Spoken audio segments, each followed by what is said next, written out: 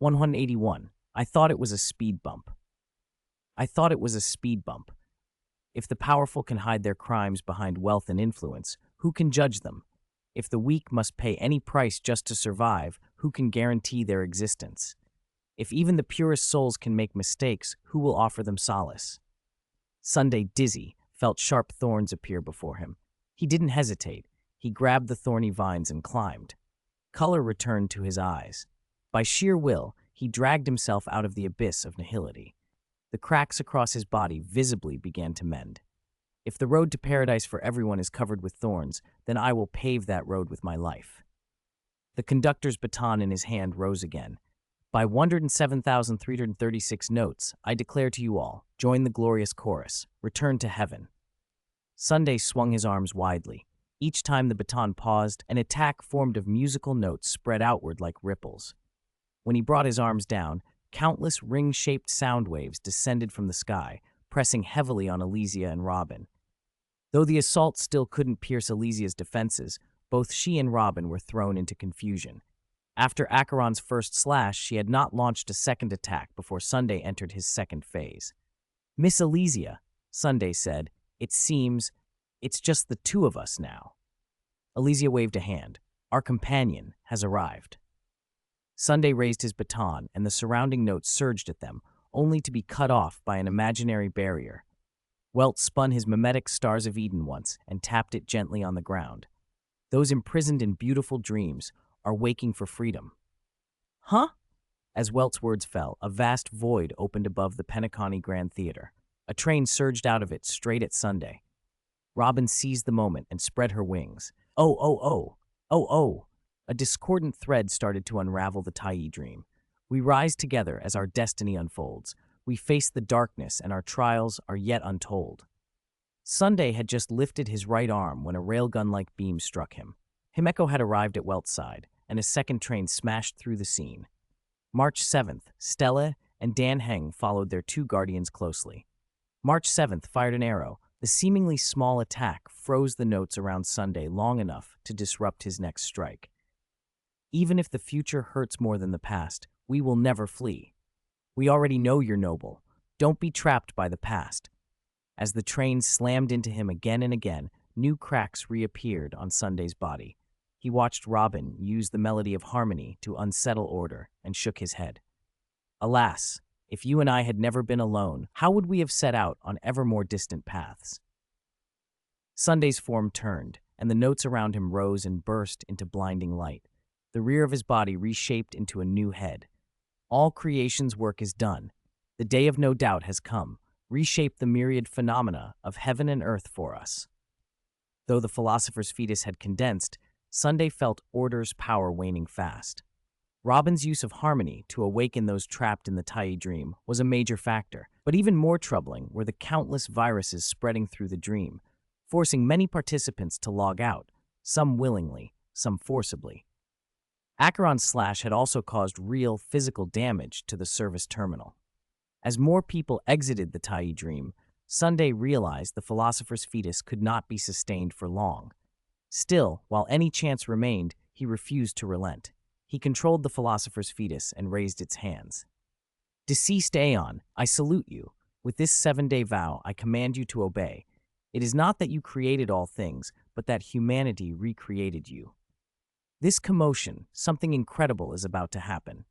With your divine body, lay the foundation for our paradise. A vast hand reached down from the sky. The philosopher's fetus extended its own right hand. When the two index fingers touched, a terrifying power descended. March 7th closed her eyes reflexively. When a star streaks by, remember to make a wish. The Penacony Grand Theater blurred into a dreamlike tableau. Alicia floated, staff held high. A manta ray-like figure rose with her, intercepting primordial act after primordial act. Oh, that was close. That move was powerful. I almost couldn't handle it. Alicia's sudden transformation drew everyone's attention. This power, it's erudition, and yet it's not just erudition. Wow, Alicia is beautiful. So this is the Herrscher of origin. How can something that only exists in dreams erupt with such force? First day, bestow truth. No, it's charging again. Second day, bestow calendar. Alicia winked at Stella. Finally, it's up to us. third day, bestow speech. Alicia shifted into her Herrscher of human form. A giant true self sigil appeared behind her, with 12 other sigils orbiting it. May the starry sky always blaze so bright.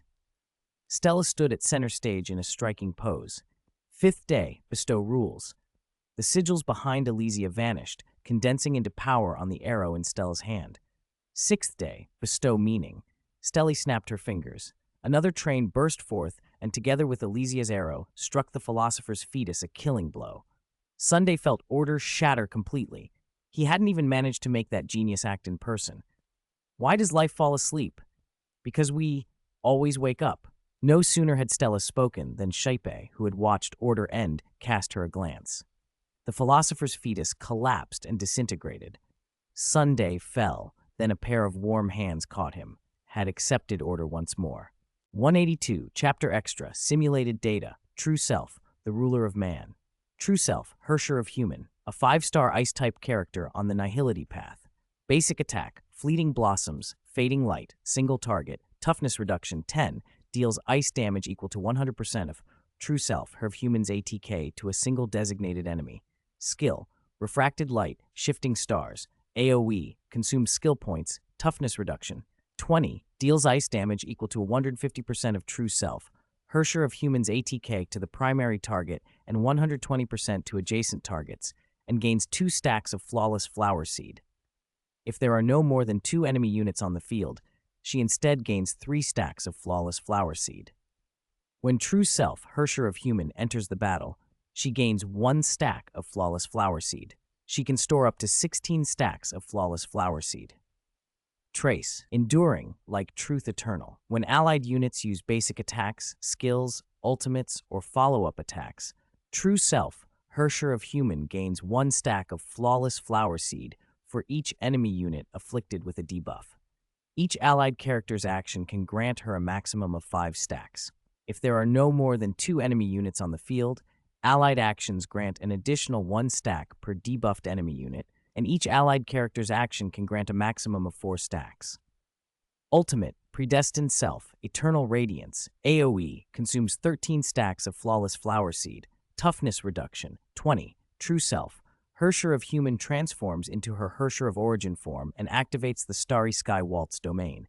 While Starry Sky Waltz is active, her final damage is increased by an additional 70%. Her HP is increased by 100%. She becomes immune to all control-type debuffs. All other teammates leave the field and are unable to act. All enemies gain an ice weakness. Upon activation, she immediately takes a turn and gains 11 consecutive extra turns. The SPD for each extra turn is 200% of her base SPD. While she has extra turns, any enemy unit's next action, excluding death skills, is delayed until after her last extra turn. While the domain is active, if True Self, Herrscher of Human, has buffs applied by allied characters, each time she acts, the remaining turn count of those buffs is reduced by 1.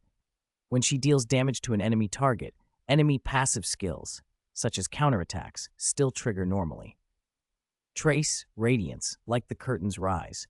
When Starry Sky Waltz is active, existing debuffs on enemy targets are extended until the domain closes.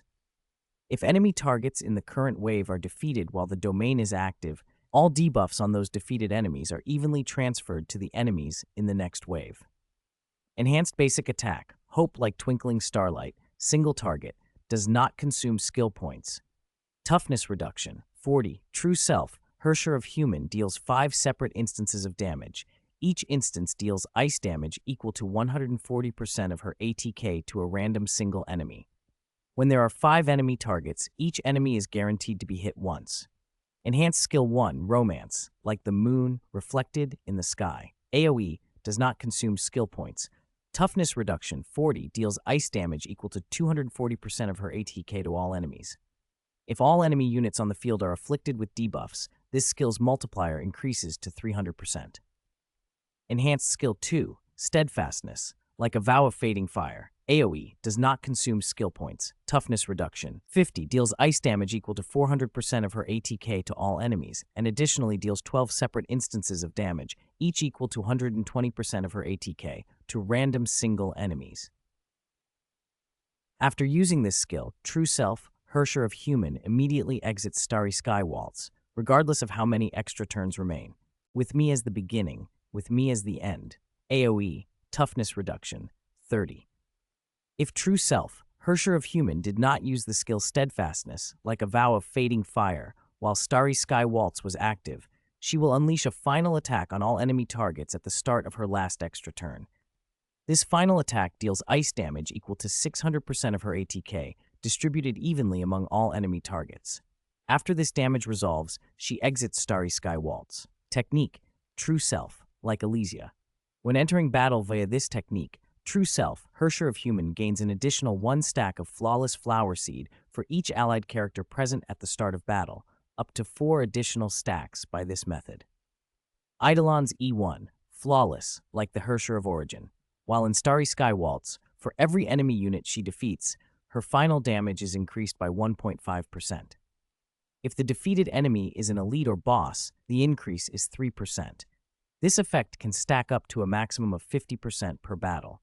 It resets when the domain ends. E2, Eternity. Like the Elysian Realm, True Self, Herrscher of Human's all-type race pen, is increased by 20%. While Starry Sky Waltz is active, every 4 actions she takes, she gains an additional turn, placed before the last extra turn. For each additional turn gained this way, the damage multiplier of With Me as the Beginning, With Me as the End, increases by 50%. If the enhanced skill Steadfastness, like a vow of fading fire, is used to exit the domain early before the first additional turn effect triggers, the AoE damage multiplier for that instance increases to 500%, and the single target damage multiplier increases to 150%. E3, Warmth like Melting Snow, skill level +2, maximum of 15, basic attack level +1, maximum of 10. E4, Purity, like the First Bloom. If she does not take damage after her action until her next action, the critical damage dealt by her next action is increased by 3%. This effect can stack in a single battle up to a maximum of 100%. E5, Affection, like Unending Longing, ultimate level +2, maximum of 15, talent level 2, maximum of 15. E6, Hazy, like a Dream, Entering the Eyes. The maximum number of Flawless Flower Seed stacks that can be stored is removed. When an enemy target inflicts a debuff on a other enemy target, True Self, Herrscher of Human, gains 1 stack of Flawless Flower Seed. She can gain a maximum of 5 additional stacks per turn through this method. When her skills deal damage to enemy targets, she deals additional true damage equal to 30% of the total damage dealt by that attack to the enemy target with the highest HP among those attacked. Light Cone, Blessing of the Flawless One. The following effects only apply to Nihility characters. When the wearer deals damage, they ignore an additional 18%, 22.5%, 27%, 31.5%, 36% of the target's DEF, depending on Light Cone rank. After the wearer uses their ultimate, they gain the imprint state for 1 turn, increasing their final damage by 30%, 36%, 42%, 48%, 54%. The imprint state is removed after the wearer's next turn ends.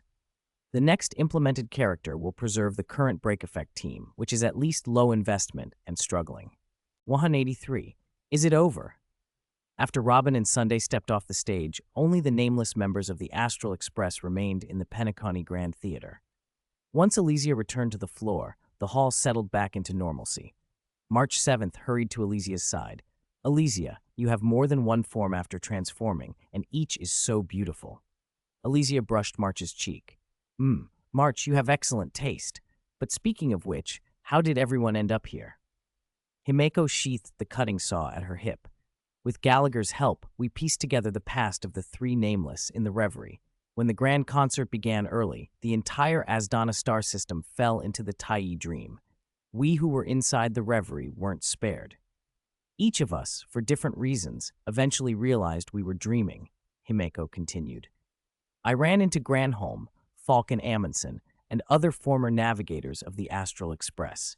They recognized what was happening earlier than I did and led me back to wakefulness, guiding the Astral Express to continue the trailblaze. Welt adjusted his glasses. In that boundless dream, I returned to my hometown and reunited with friends I'd been separated from for years. For some peculiar reason, I also recovered memories of Miss Acheron. When I noticed her ending was absent from my recollections, the truth felt unbearably bitter. March 7th shrugged theatrically. I was even more ridiculous. I got dragged into that lovely dream and felt a cold tentacle probe deep into my memories. Then something else was there and it pulled back. After that, I dreamed about eating, shopping, partying. Sunday would not think that's the life I wanted. Waking up was easy as pie. Himeko glanced at Stella. When we woke, Miss Firefly wasn't in the reverie anymore. Mr. Mackay and the others hadn't seen any trace of her. Given the unusual way she entered the dream and the details she shared earlier, we suspect her escape from the Tai dream might have been a second death. We then returned to the 12 dreamscapes and witnessed Miss Acheron use void energy to rend a rift in the Tai dream. On the way to the Penacony Grand Theater, we ran into Dan Heng, who had come to assist. "You still didn't find Acheron?" March asked. "That's the strange part," Himeko said. "No one else in Penacony has the capacity to unleash that kind of void power. After that single slash, she seemed to vanish into thin air." Welt frowned. "And to my knowledge, no one in the entire Azdana star system can forcibly transfer an emissary." March's expression grew worried. Could Acheron have found someone dangerous hiding in Penacony and lured them away? Maybe they're still fighting. No victor decided yet. Dan Heng's eyes brightened, as if he had something to add, but then he shook his head. Welt cut him off lightly. "Dan Heng, speak up. Don't undermine yourself." Dan Heng gave a single nod and then spoke. After Eno returned to Penacony, Miss Acheron explained to Mr. Ratio, the Sea Ranger who boarded the train, that she had impersonated a Sea Ranger to draw out the real one and to recover Tiernan's relic. Once that misunderstanding was cleared, she told him that, besides Black Swan, others had been trying to track her. From her assessment, the other party should be another member of the Annihilation Gang, like herself. Himeko interjected, "But Miss Acheron is an emissary of the Void. In theory, other members of the Annihilation Gang shouldn't be her match." "Yet," Dan Heng continued, "Miss Black Swan, the memo keeper who'd been tailing Acheron, said she had followed her all the way but detected no Annihilation Gang members trailing them. Mr. Ratio has started investigating this and several other anomalies within the dream." Welt pushed his glasses up again. "I keep feeling the matters in Penacony are far from resolved, but we don't have enough reliable information to draw firm conclusions. The most important thing now is the Stellaron. Miss Robin said Penacony's Stellaron is linked to the theater beneath our feet, so what are we waiting for? Let's begin," March urged. Welt shook his head. "Penacony is not Jurilova 6. If Gallagher's information is accurate, the Stellaron here, at least on the surface, isn't the origin of the Festive Star's calamity. It's more like the cornerstone that allows the beautiful dream to persist. If we seal the Stellaron hastily, we may cause the dream to collapse entirely." He met their eyes. "Sealing it requires caution. To prevent those with ulterior motives from abusing it later, we should consult the family and involve the company. Only under multiple parties' supervision can we safeguard Penacony's future." March huffed. "That sounds so complicated. Let Eno control the viruses here. Anyone who touches the Stellaron will get their comeuppance." Dan Heng sighed. "It isn't that simple, March. With Eno here, people might believe the spread of memory viruses can be contained. But what if Eno leaves Penacony with us for the next stop?" March scratched her head. "But among viruses, surely none would try to usurp power." Welt's tone grew serious. "Both the family and the company have limited understanding of viral ecologies. When people lack knowledge of a life form, they tend to project their own fears onto it. They'll ask, if memory viruses are intelligent, how can we be sure one won't seize power once its emperor vanishes? And if they aren't intelligent, how can we be sure they'll self-regulate? What if, through blind proliferation, they cause a disaster akin to a swarm?" March rolled her eyes. "They act like everyone else would be cut from the same cloth. If there's no one to restrain them, they'll run wild and kill each other for power. But if we crush anyone who opposes us, don't we become the new order?" "The Nameless mission has always been assistance only," Himeko said quietly. "If Penacony's problems are to be solved, it must ultimately be the people of Penacony who resolve them." At that moment, the stage beneath their feet trembled. 184. Disaster fills the air. "W, what's happening?" Is the Stellaron in the Penacony Grand Theater about to explode? Cracks ran across the stage with a crisp, eerie sound, cracks that hadn't even formed under emissary-level strikes. No, something inside is trying to get out. Everyone, scatter! People scrambled for the edges of the stage. A high, grating buzzing rose from below, as if the sound were right beside every ear. March 7th drew her flame lance and stepped back toward the center. Instincts braced for whatever was coming. Come back. A companion's shout snapped her attention away from the noise, but before she could take 2 steps, the whole stage gave way. They fell. A gaping maw opened directly in front of March 7th, aiming to swallow her. As the distance closed, her life flashed before her eyes, until a figure streaked in and scooped her up, pulling her out of the path of the void. A white mech, belching green exhaust, set her down only when they reached golden hour. Before she could ask questions, Firefly, speaking from inside Sam, explained without prompting. I paid the price of the second death to escape the Taiyi dream. After I returned to the waking world, Silverwolf told me something was wrong inside the dream. So as soon as the Taiyi dream disintegrated, I came back immediately, but I didn't expect. March 7th, and Sam stood at the railing where the Penacony Grand Theater had been. In its place floated a translucent, monstrous sting, huge and shimmering. Around it, dozens of smaller stings poured out from the spot, swarming in all directions. A cluster of them headed straight for March 7th. She raised her flame lance, reflexively preparing a shield. A beam of light shot from Sam. The stings in its path were instantly ignited and turned to charcoal before they reached her. Don't be afraid. I'm here. But it's not safe here. Sam swept March 7th into a Princess Carry and flew them away.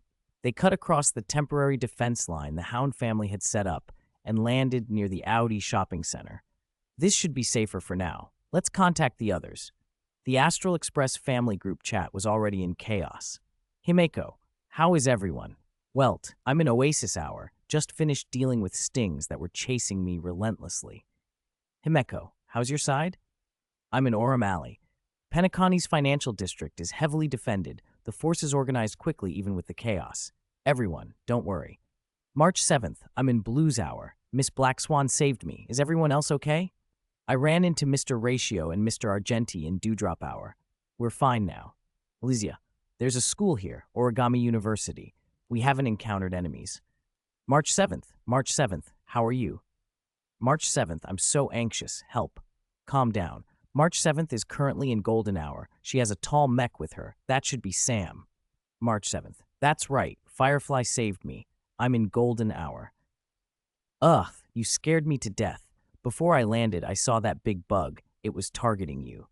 Maybe it's connected to the Stellaron. Either way, it's good everyone is safe.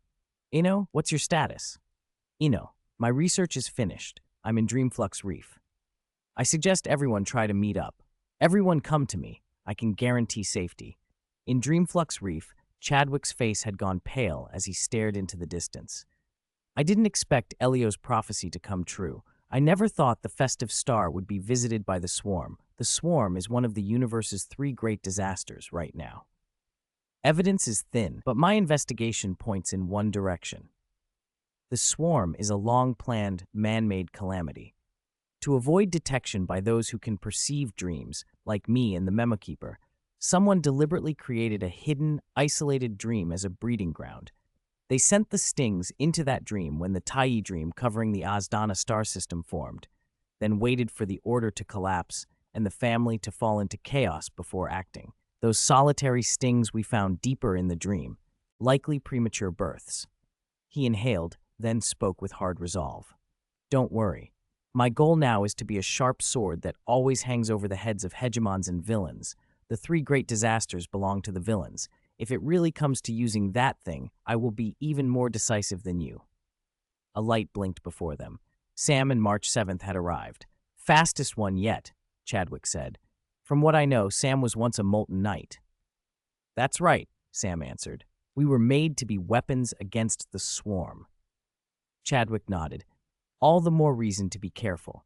The worst damage the Swarm does is the panic it spreads. If the Swarm were only as strong as what we're seeing, I could sit this out. The family, once coherent, could wipe them out. What's dangerous is the mastermind behind the Swarm. If we act rashly, we could walk right into a trap. Someone controlling the swarm? March 7th asked.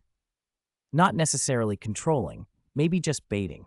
Gathering information isn't hard for me. The hard part is sorting truth from noise in a mountain of misinformation. Take the history of Penacony. I already have 4 versions. One praises the family, another blames the company, a third pins everything on the Nameless, and the last is a fabrication from imaginary historians or masked fools. It claims, absurdly, that many people sold hooks to found Penacony. It's so wild the history part is meaningless, so I discard it. Just as March 7th was about to tell Gallagher's version of the Penacony story, someone slipped up beside Eno. Eno had seen her approach, but had no wish to call attention to it. Arms wrapped around Eno's waist, bringing them into intimate contact in front of everyone. The nervous tension drained from Eno's face and was replaced by an unmistakable smile. "Alicia," she murmured, and Alicia's voice chimed, light and teasing, long time no see. With Alicia lying on him, Eno felt his drained stamina instantly return. "Star, it looks like no one else is here yet. Keep going." Star finished telling them what Gallagher had said in the reverie. By the time she was nearly done, everyone else had arrived. Whether because of Elio's prophecy or for her own reasons, Miss Firefly had deactivated her SAM mech. The express crew exchanged relieved looks and breathed as one. Himeko was the first to speak. "It's good no one was hurt, Miss Firefly. Thank you again for your help." "No thanks necessary. I've fought the swarm before. I'm glad to keep working with all of you." "Of course." Himeko turned to Chadwick. "You must be Dr. Chadwick. It's a pleasure." Chadwick waved a hand. "No need for formalities. You all have more pressing matters." "Understood. Eno, what have you found?" "Give me a moment. I need to integrate the fragments." Eno raised his right index finger and connected to the virus embedded in his memories. "Done. Everyone keep listening." He lowered his finger. Just now, hundreds of family members left Penacony and headed to another planet within the Asdana star system. Most are from the Robin family, led by a dream researcher named Ruifanji. I remember the Robin family, mostly dreamweavers and researchers. Leaving to avoid a swarm attack makes sense. Right, but there's a problem. Among them is an Oak family member named Distral. When Sunday sees Dominicus, he wasn't controlled by Sunday, so he was the only one not controlled. That's a glaring red flag. According to my subroutines, Distral was forced into the order like the others, but then Ruifanji handed him a sparkling object. It seemed to sever his connection to both the order and harmony directly. What could do that? Eno shook his head. My subroutines can't identify it. They only detect a dangerous aura. Before they left Penacony, they lingered in the twilight hour. We might find useful information there. At that moment, a group of Hound family members, armed and alert, ran toward the Golden Hour. Miss Firefly watched them go, then looked back at Eno. "You don't seem worried about the swarm at all." "In this case, it's less dangerous than one of Ruan May's lab creatures slipping out of a cultivation tank," Eno said. Even if the Oak family, originally responsible for Penacony, had a major failure, the other families organized a defense on their own. He frowned, then his expression shifted. "No, wait. I need to take that back. The moment of anonymity, over 70% of that area has fallen. There's more than one big threat there. And the moment of the star is in bad shape too. About half the territory has fallen. The hastily formed defense lines are shaky. The other moments aren't out of control, at least not yet. It looks like we'll have to split up. Alicia and I will go to the twilight hour to investigate." Himeko glanced around. "I'll contact the family and the company. Star and Miss Firefly, take the moment of anonymity." Miss Firefly nodded. "I'm fine with that." March 7th eagerly volunteered. "Dan Heng and I can handle the moment of the star." "Welt," someone began. "I'll try to approach the Penacony Grand Theater and find the mother worm's weakness," Welt said. "Mr. Chadwick?" Chadwick chuckled. "My apologies. This body of mine isn't much use. I'll stay here and won't be in the way." "All right. Move out. If anything escalates, don't overexert yourselves. Contact us immediately, and I'll bring every available support." They dispersed. Eno and Alicia soon arrived in the twilight hour. They walked toward the auction house in an oddly casual way, more like tourists than people heading into a fight. "Eno, didn't you say something earlier?" Alicia asked. I did, he said. My subroutines reported that after Acheron struck across the Asdana system, she seemed to disappear. Within the range they could detect, not a single Annihilation gang member was seen. When Acheron, Welt, and I investigated the Dewlight Pavilion, she said she could meet the Bloodsin spirits in a special space, Alicia said. I remember her words. Eno recited softly, mortals walk a path like a small boat across water, leaving a winding trail and pushing countless ripples of possibility. Compared to humanity's brief lives, those waves persist. Among them, some traces are so strong they leave reflections in the currents. The Bloodsin spirits are the obsessions of pathstriders, born from Aing's shadow, thinking themselves the protagonists, unconsciously replaying the deeds of the dead. They come from nothing and return to nothing, living meaningless lives. Yet such illusory shadows have walked long days with me. Alicia smiled. You remember Acheron's words very clearly. She reached out and took his hand. And Eno, your jealous face is really cute. Don't worry, I remember everything you say. Sure, he said, only half amused. You say you remember everything. Easily, she purred. I don't need to try. Your words store themselves in my mind. It's effortless. If you want, I could return to your heart right away, she added playfully. No, that's not necessary. Eno squeezed her hand. The best thing about the dreamscape is that it frees you, Alicia. You're not limited to a single body anymore. I'm glad you can make friends. Just spend more time with me. 186, Chapter 4-Foot Holy Temple. Alicia stopped. Eno, haven't you noticed you're even cuter than usual right now? See? It's good to say what you're thinking. Looks like we've arrived. Before them stood Penacony's largest auction house, a place where anything could be given a price and bought or sold. It usually drew crowds who squandered fortunes and gambled everything inside. Now, however, it sat almost deserted. Eno, for this door, do we need to solve a puzzle to find a mechanism or just force our way in? Alicia asked. Neither, Eno replied. She stepped forward and the heavy door slid open on its own. This door's controlled by a terminal. I don't need to break it. I can corrupt the terminal with a virus. As soon as they entered, the sound of wings grew nearer. A sting flew straight at them. Eno sighed, brought the 5 fingers of her right hand together, and said, Stop. The sting froze in midair, as if an invisible brake had been applied. Eno stepped onto its back, reached down, and after a moment pulled hard. She tore away half of its mouthparts. The creature began to convulse with pain. It appears there's no fundamental difference between these and stings in the real world, she murmured. The commotion drew others. Eno shrugged, and a black mist, the virus, radiated from her and spread through the auction house. The flapping of the stings grew faint and then ceased altogether. Eno blew gently, dispersing the mist. The twilight hour sky outside seemed cleaner afterward. Cleanup complete. Let's go, she said. Alicia replied, and they walked hand in hand deeper into the building. They reached a room filled with advanced equipment. At least 1 Amber Era's worth of Twilight Hour transaction records are stored here, Eno said. I've pre-screened them. The records related to the group that left Penacony earlier have been marked. Unlike people in the real world, Eno could tap into other viruses' information streams at will. By the time she stood before the terminal, most of the data about Ruifanji and their companions had already been processed. Alicia's expression tightened.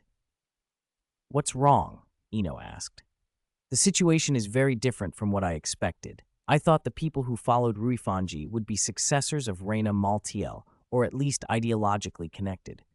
I didn't expect there's almost no connection to Rena, either by blood or by belief. That might be too abstract. Let me show you directly. Eno saved the relevant data into a memory file and placed a memory bubble, one that wouldn't pass the Garden of Recollection's standards, against Alicia's forehead. The auction house unfolded in Alicia's mind from a different perspective. Packed, noisy, bids rising and falling, gavel strikes echoing through the crowd. A tall, middle-aged man climbed onto the central display stage.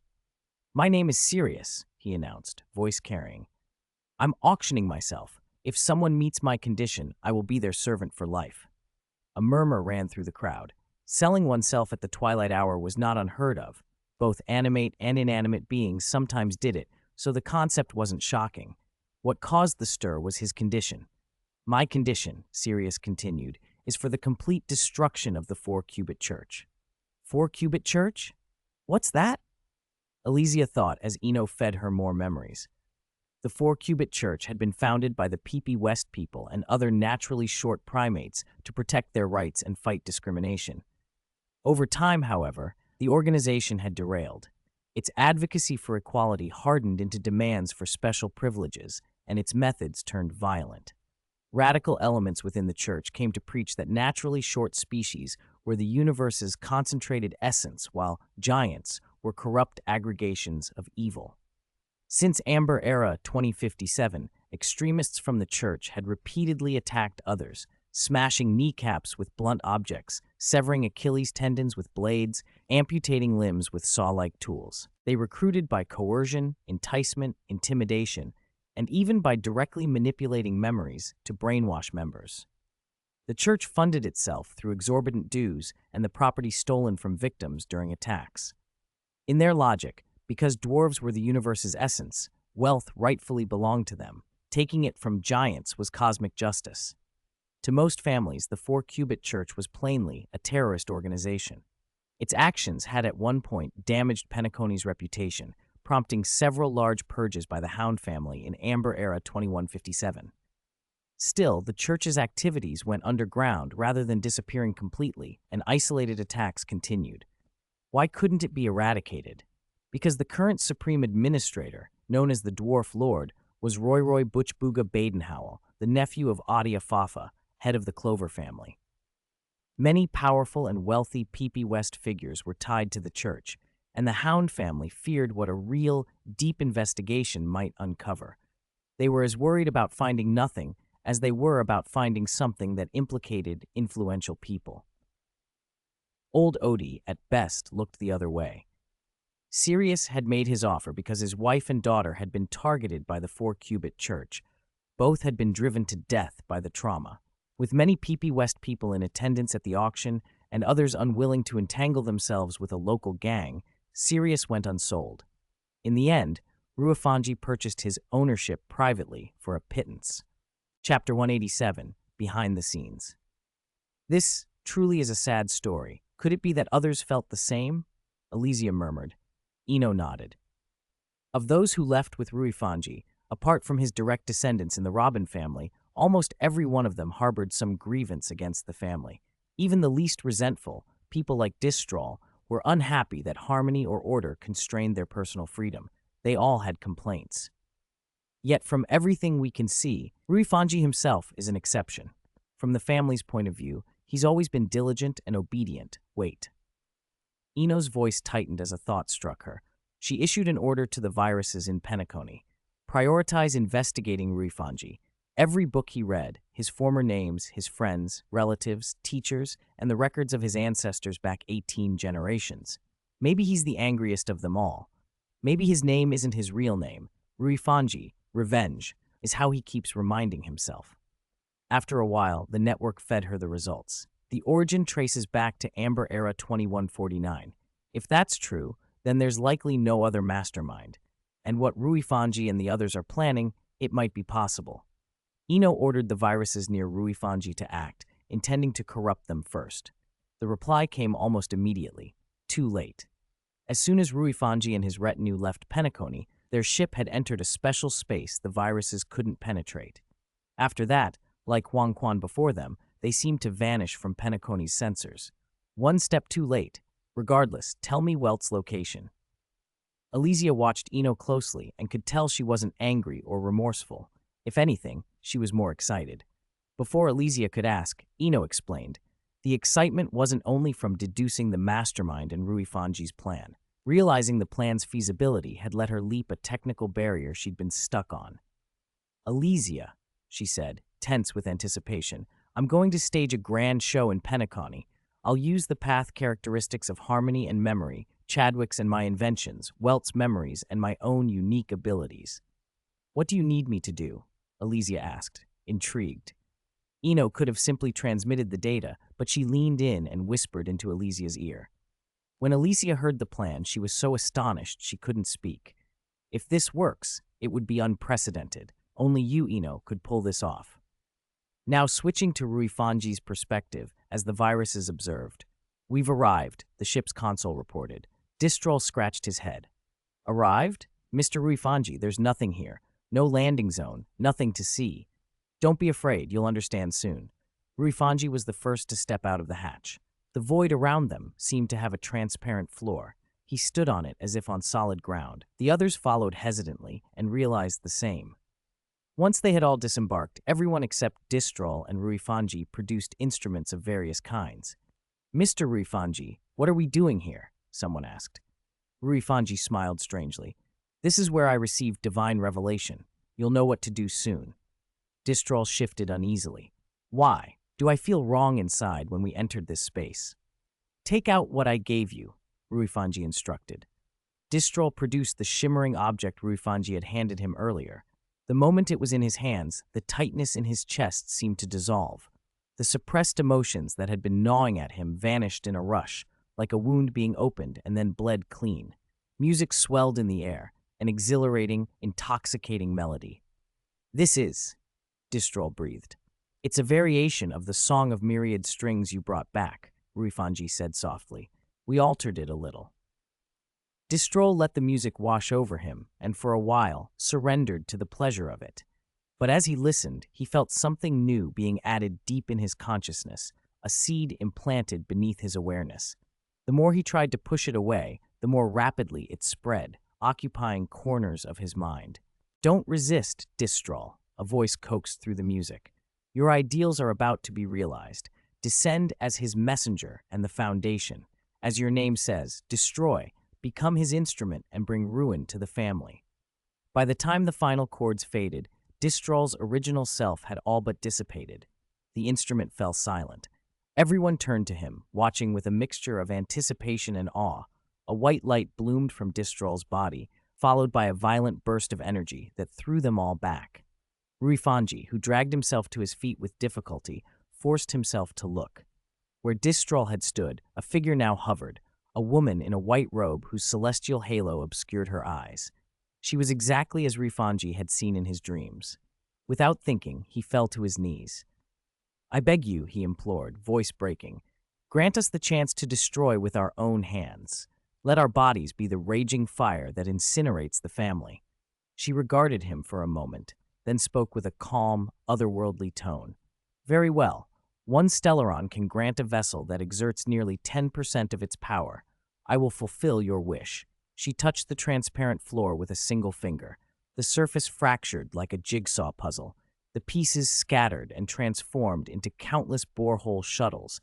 These were Antimatter Legion transport ships, the Legion's means of breaching worlds. The borehole shuttles could cleave destructive tunnels through the imaginary barrier, carving paths where no ordinary vessels could pass. Unlike the silver rails, these tunnels were perilous, unusable by non-Legion forces, and liable to leak imaginary energy. Traveling through a borehole was like being swallowed by an esophagus lined with fangs, a near-certain death sentence for ordinary crews. But for Void Rangers and Entrancers, these shuttles offered a different advantage. They could bypass shields and teleport straight into an enemy's command bridge or into the heart of their homeworld. One after another, the transformed puzzle pieces surged outward. Void Rangers and Entrancers climbed aboard. Doomsday Beasts and Harbingers of Annihilation were loaded, and the armadas sped away toward various target planets in the Asdana star system. Now, the woman murmured, voice threaded with a kind of cold pleasure, let me also watch this grand event, to see billions of hearts march toward irreversible necrosis. 1-8 Chapter Grammar Veteran Q. The moment of anonymity should have been as quiet as its name. After all, it's the only one of the 12 dreamscapes closed off from the outside world. Instead, the air thrummed with the buzzing of stings. Help! Help me! Ah! Woolsey, captain of the Hound family guard, had rushed in from Golden Hour to reinforce the scene. He gripped his weapon and charged toward the scream. With a single, precise flash of his blade, 2 stings were cut in half. The person who'd screamed, however, had already collapsed into a puddle of memories on the ground. Woolsey hoped the survivor could be treated in reality and not suffer lasting trauma. He'd served the Hound family for years, but nothing about today was normal. Theoretically, anything can happen in a dream, he thought, but no sane person would want to attract a swarm. Movement to his left drew him on. A small, gray-haired girl, helpless and terrified, was running, and whenever she came into range, the surrounding stings zeroed in on her as their priority target. Woolsey recognized her. She was a distinguished guest from the Astral Express. Why she was in the moment of anonymity, he didn't know. There wasn't time to wonder. Protecting guests was the Hound family's duty. "Hey, this way. It's safe," he called, voice booming. The girl didn't seem to hear and ran the opposite direction. Woolsey raised his voice again. She froze in place. Had his voice scared her? That would be disastrous. More and more stings converged. Woolsey felt the tension tighten inside him, but the plan they'd been following could still work if everyone held on. Sing, meanwhile, forced herself to keep going. Her role was simple and dangerous. Draw the swarm's attention and taunt them with the power of preservation until there were enough targets for Sam to finish in one stroke. "Ignite the Star Sea," she shouted. A white mech descended from the sky. An emerald beam lanced outward and turned the nearest stings to ash. The plan showed its teeth. Xing ran directly at the swarm, daring them to focus on her, and Sam waited above, ready. "Are you all right?" Sam asked. "No problem. Get ready for the next wave," Xing replied. Sam ascended and used its cannons to pick off stray stings while Xing drew the rest with repeated taunts. The force of Sam's initial strike had been visible to every Hound family member in the moment of anonymity. Reinforcements arrived more quickly than before.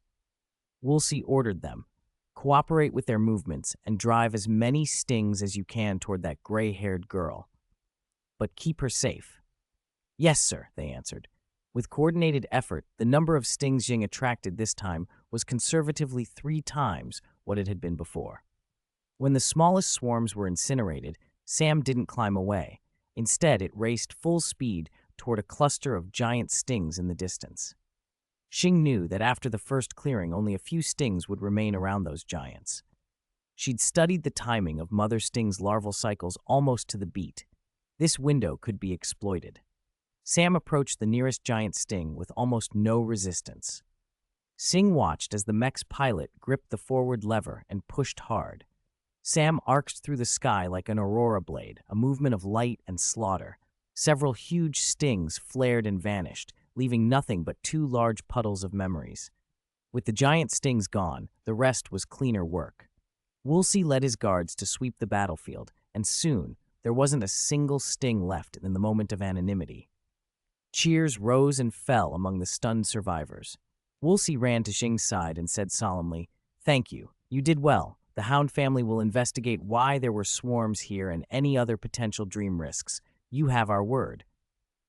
"That's because they've always been here," said an unfamiliar voice echoing around them. They looked for the speaker but found no one. A presumptuous voice. "This is family territory. Reveal yourself," Woolsey demanded. "As you wish." In the next instant, the distant houses split open. A doomsday beast led a forward line of dense void rangers. Woolsey stiffened when he saw them. "Antimatter Legion? How?" But the doomsday beast stopped less than half a kilometer away from Xing and Sam, then obediently sat. The void rangers halted and stood in formation. A projection flickered into being before the doomsday beast, focusing on Xing and Sam. Stellaron hunters, and an individual capable of stably carrying a Stellaron. Interesting. "No wonder the swarm couldn't touch you," the projection said. Woolsey frowned deeply. "Aeon of Finality. No, you are not the Aeon of Finality. Who are you, and why impersonate the Aeon of Finality?" "This is not impersonation," the projection replied. "When the wounded god raised me from the embers of Zype, when the Aeon of the Harmony became a Lord of Destruction, I have looked like this." Woolsey swallowed. "You are Nanook's most used vanguard general, the Lord of Destruction who commands the Antimatter Legion, Xing Xiao." Xing Xiao's projection met his gaze. "Your family's records match the company's. Don't be nervous. This is only my projection, not a clone." "From your words, we should consider ourselves lucky," the projection continued. "My clone is not here. Penacony is not my primary direction of attack at present. Before I embrace destruction fully, you will have more time to breathe than others." The name carried weight. Woolsey and the Hound family absorbed it in silence. Xing, whose heart had never felt so raw with anxiety, looked around desperately. "Ino, Huang Quan, come and save us quickly," she whispered, hoping allies were already moving. Xingxiao let out a small, dry chuckle. "Don't worry, that genius you rely on is already searching for a way to break this. As for that emissary of nihility, I'm afraid she cannot intervene in our battle." 189, White and Black. So where exactly had Acheron gone? Start from the beginning. After Acheron unleashed an attack that pierced the Asdana star system, she sensed something amiss. That strange white light from before reappeared in her vision. Without hesitation, she stepped into the horizon of existence. This was one of the manifold manifestations of the slumbering Nameless, the nihility Aeon Eing. Acheron could bring people who met certain conditions here, and she could let those who entered return to reality. In a sense, it was her own special domain. Aside from the few splashes of red tied to Acheron, everything, from the nearby waters to the distant great sun, was pitch black. She took a few steps and fixed her gaze on that black sun. "You've been following me for so long. Aren't you going to show yourself?" Soon, she noticed a white speck of light at the center of the pitch-black sun. In the next instant, the speck burst forth, and the void filled with a pale, bright whiteness. Acheron swung the tachi in her hand. The metallic clash rang through every corner of the horizon of existence. Humph. She poured more force into the blade and pushed her opponent back with a single strike. As her foe retreated, the white in the space contracted, until it became a vortex of white in the middle of the pitch-black void. In the center of that vortex stood a figure. His face was indistinct, but Acheron could make out something wing-shaped on his left side. "So, this is the harvest I can reap, an emissary of nihility." His voice was calm. Acheron could feel that the white flame a moment ago had wanted to rend her, to tear the entire space apart, but it wasn't born of anger so much as duty. "I didn't expect such a dangerous being as you to appear in Penacony, Lord of Destruction, Fen Feng. I can sense you're surprised by my arrival," he said. "To be precise, it's not that I followed you here and destroyed everything along the way. I did not. That contradicts the outside world's assessment of me." "That's right, so I want to know why." The answer is simple. Destroying nihility is the mission the Aeon of Ruin entrusted to me. It is the meaning of my existence. No matter how you view Ianx, it doesn't change an objective fact. As an emissary of nihility, you are the closest existence to Ianx in the entire universe. Fighting you, regardless of the outcome, is a rare and valuable rehearsal for me. The value of that rehearsal far exceeds destroying the entire Asdana star system. Even if you might lose your life for it. Acheron detected a clear emotional shift in Feng, not confidence, not mockery, but a kind of relief. "If I die, it's only embracing destruction sooner. Since you follow the nihility path farther than others, you must understand that for some Annihilation gang members, death is a longed-for but unattainable liberation. I understand. Although both you and I want to slay Ianx, your aim is to guide the universe toward destruction, while mine is to prevent Annihilation gang members from spreading through the cosmos. We are ultimately not on the same path." Indeed. Have you considered that, from my perspective as another Annihilation gang member who became an emissary, you are also the closest existence to Ianx in the whole universe? That's perfect. Then we both stand to gain. Before Fen Feng finished speaking, his body dissolved where it was, and pure white spread out once more. Switching to Stella's perspective. In the moment of anonymity, Xingxiao watched the people before him with calm detachment. "I know you all have questions about the connection between the Antimatter Legion and the Swarm, about how long I've had my eye on this place. I think actions speak louder than words." Xingxiao remained motionless. The previously docile Doomsday Beast suddenly rose and lunged at Stella. She threw up her flame lance, but the Doomsday Beast struck with such force that it sent her flying a long distance before she could recover. Without Stella's protection, the Hound family were no match for it. Woolsey shouted for everyone to scatter the moment Stella went airborne, but the Doomsday Beast's left hand still wiped out nearly a third of those in front. Firefly, who had already ascended, seized the chance and cleaved the antimatter engine on the beast's chest with a single sword strike. Woolsey's expression darkened even further, however, because as soon as that doomsday beast fell, several more poured into the moment of anonymity. At the same time, Void Rangers and Entrancers began to move. They coordinated with the doomsday beasts in a combined arms assault, and the Hound family's defenses collapsed almost instantly. Firefly did not hesitate. She reached Stella's side, scooped her up, and shot out of the moment of anonymity at full speed. Golden Hour, calm and forbidding, said, "Miss Robin, seeing that you are safe may be the only good news right now."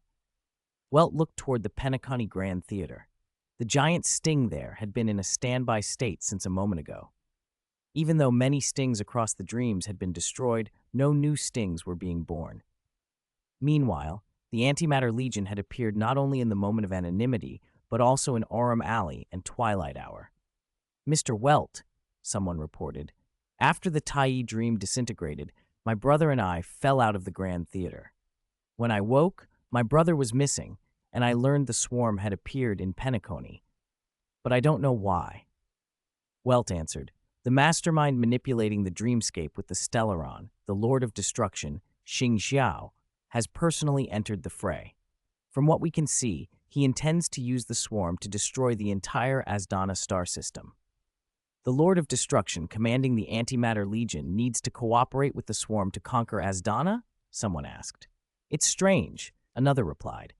"Perhaps because Zhuro died at the hands of a swarm brought by the Sea Ranger, Xing Xiao, who has taken on Zhuro's function as Lord of Destruction, learned from that experience. Himeko has already contacted the company's envoy, and Miss Topaz reported the situation to the higher-ups," someone added. "But their fleet will take time to arrive, and we don't know if Xing Xiao has arranged forces to intercept them." Welt nodded. "I understand. If help is slow, we must rely on ourselves. What about Miss Eno?" At that moment, a blue-haired, red-eyed girl approached. "Cleaning up the Antimatter Legion in the Twilight Hour took longer than expected. I tried to use erosion on the Void Rangers to make the Antimatter Legion turn on itself, but every Void Ranger chose to self-destruct before the erosion could take hold. It looks like I shouldn't have arrived too late." 190. Jiangxing Nuclear Wholesaler. Although Eno could have acted on her own, out of respect for Welt, she asked, "Welt, I need your memories, specifically the ones about her." Welt stared at Eno as she formed the words. "Are you going to? If this works, it won't just reverse things directly. It will also confirm many of my hypotheses. Penacony is the Harmony's territory, so we must use the Harmony's way. I've told Dan Heng that if I fail, he mustn't hesitate. Use the Alliance Jade Charm immediately." "I understand," Welt said, "but my memories are only events I experienced from my perspective. My view of a person might be incomplete. I hope it helps you." Eno soon took Welt's memories. From Anti-Entropy's founding through the Second Honkai Impact, the grim truth that people repeatedly lost their lives fighting the Honkai wasn't an exaggeration but a precise description of Welt's experience. St. Freya Academy, Salt Lake City Base, Principal Workshop, done. After extracting a selection of his memories, Eno left. With the Dream Master and Sunday absent, Robin had no time to be bewildered. She was the only one who could command the Oak family. When Eno was gone, Robin asked anxiously, "Mr. Welt, Miss Eno, can she really turn the tide? Has something else happened?" "You look pale," Welt replied. Robin shook her head. "Out in the real world beyond Penacony, there have already been massive casualties. Even the star next to Penacony has become a stronghold for the Antimatter Legion. The whole thing happened so suddenly, and with Order and the Swarm creating chaos earlier, the family completely failed to respond. The ceremony to summon Saipi, the Aeon of the Harmony, hadn't even begun when Void Rangers launched a surprise attack and destroyed the site." Welt frowned. "This is worse than I thought, even with the Swarm and Order creating confusion. Before Xing Xiao's Antimatter Legion arrived in the Asdana system, the family detected nothing at all?" Robin shook her head again. "I have the same questions. Xing Xiao and her Antimatter Legion appear to be able to teleport into the dream from elsewhere. Before they arrived, no transport ships or doomsday beasts were observed approaching the Asdana system in any region." "Appearing out of nowhere," Welt mused. "Even the Astral Express needs coordinates to warp. Even if Xing Xiao has a similar ability, she would still need to place something in the Asdana system beforehand as a teleport anchor." Before he could finish, something in the wreckage of the Penacony Grand Theater flared with brilliant light. Xingxiao's projection resolved among the ruins. She lifted her hand and plucked a stellaron from the theater. The giant sting sprawled across the stage let out a harsh shriek, as if protesting. Be patient. That stellaron was placed in the Asdana system by Zuluo back then. As the one who inherited his functions, it's my duty to inspect and retrieve stellarons he left behind. I must take it, but rest assured, since you want to vent your anger with destruction, I have no reason to go back on my word. Bang! Before she could finish, a shot rang out from the dewdrop hour, the bullet flying straight at her face. Someone's even more impatient than you. A voice mocked. The bullet disintegrated into ash less than a meter from the projection's face. Xingxiao smiled faintly. All right, the play of Penacony resumes. She raised her right hand, and dozens of glittering objects spun out to form a ring around the giant sting. She values them, 12 stellarons. Did she acquire stellarons wholesale? Back in the golden hour, Firefly, still clutching Star, hovered in midair when she saw what was unfolding. To everyone's astonishment, Xingxiao nonchalantly produced 12 stellarons and had the giant sting absorb them all. Alas, people really know too little about stellarons, Xingxiao said. Even the stellaron hunters can only tell that stellarons differ from one another. Aside from the wounded god, only I know which kinds of stellarons give double the effect for half the effort. You couldn't fully digest that last stellaron, even after half a day. But now, didn't you adapt all at once? After the giant sting absorbed the 12 stellarons, its formerly translucent body turned progressively black. Welt leaped into the air to interrupt the process. As he ascended, he saw a gun-slinging cowboy and a gun-wielding purebred knight charging at Xingxiao as well. Stars of Eden, leading rated power, pseudo-black. Xingxiao neither defended nor dodged. She simply watched them, murmuring. The next instant, all three were struck by sudden dizziness. Their actions stuttered and they fell from the sky. This is attunement to the harmony? Robin realized. Others might not recognize the divine technique Xingxiao had just used, but Robin knew it perfectly well. An enhanced version of the resonance Sunday had once placed on Topaz. She tried to marshal the harmony's power with other family members to free the three, but it was useless. There was only one conclusion. Xingxiao's attainments on the harmony's path far surpassed any IV-level member of the family. The giant sting's whole body had gone pitch black. Soon a swarm of black stings poured out from around it. Strangely, when those stings struck members of the Hours, they merged into their bodies. The affected people collapsed to the ground with dull thuds. Robin dodged and weaved through the stings while checking on the fallen. She quickly discovered that everyone the stings had touched had been pulled into a dream within a dream, their expressions twisted into frantic terror or agony. Compared to before, each sting's stats had been massively amplified, and the defensive constructs the family had erected across the 12 dreamscapes collapsed without warning. Xingxiao's projection flickered a few times and then vanished above the 12 dreamscapes. Her voice echoed, cold and sharp. Use the power of destruction to plunge them all into chaotic nightmares. Vent your anger on the harmony and order, dream-devouring kingworm. Under the dream-devouring kingworm's influence, everyone in the 12 dreamscapes has fallen asleep. Ino, en route to reverie, is no exception. Still, she knows exactly what state she's in. Another dream within a dream. Is it borrowing from the Tai dream? If order can seize the authority of harmony, why can't the propagation, which is also unity of all, do the same? But this worm, an emissary-level parasite empowered by 12 stellarons, feeds on beautiful dreams.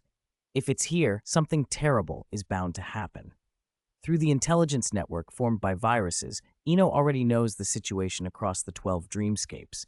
She can't sense other viruses. They're probably all illegal data now, whether beautiful dreams or nightmares. But why can she, a virus, enter normally? Maybe her emotions are too rich, her humanity too strong. She's been judged as someone who can enter dreams legitimately. That much thought proves her humanity is strong, though most of it comes from Ailey. Something begins to form in the previously empty dreamscape. Ino tenses. She's painfully aware of her weaknesses, and since this is her nightmare, she knows what she'll have to face. Ailey isn't by her side. Can she still confront Fantelia like before? The scene she expects doesn't appear. When everything settles, a completely black insect stands before her. "What is happening?" she murmurs. "I expected that in a disordered dreamscape. Only you as a genius would be the greatest variable," the insect says. Ino isn't surprised it can speak. "Are you the dream-devouring kingworm itself, or just a part of it?" "That's right. After all, you're a genius. It's worth my personal attention." It looks stupid. Even by appearance, it's not impressive. Even its brain doesn't seem as sharp as March 7th's. But it can converse normally, so its intelligence must be high among the swarm. The 12 Stellarons have greatly increased its power, just enough to touch the threshold of an emissary, yet it still falls short of a true emissary like Fantelia. "Humph. Geniuses are all so arrogant," the worm sniffs. "That's not true," Ino replies before she can stop herself. "At least Screwlum is polite to ordinary people. Stephen doesn't like talking to crowds. Ruan May isn't good at expressing herself, and Herta and Chadwick, none of them are arrogant. Where did you get that stereotype?" "Humph. Keep talking. Soon you'll sink into a disordered dream where every constraint, laws, morals, rules, falls away, and life regresses to its original form. Don't say I didn't warn you. Any life that dies in my nightmare will at best suffer permanent mental collapse in reality. At worst, it will die outright." "So you're generous," Ino answers. "My main body is in the dream anyway. If you can eliminate me in the dream, you won't leave me alive in reality either." "Humph. Words won't help. You said the same earlier." The worm splits into several stings and charges. At the same time, a black mist composed of viruses spills from Ino's body. The stings disintegrate at a whisper of contact. "Useless, useless," the worm hisses. "This is my domain. I reproduce and split constantly. Sooner or later, I'll wear you down." Reproduce, split. A keyword seems to trigger something. The black mist surges outward, sweeping the space.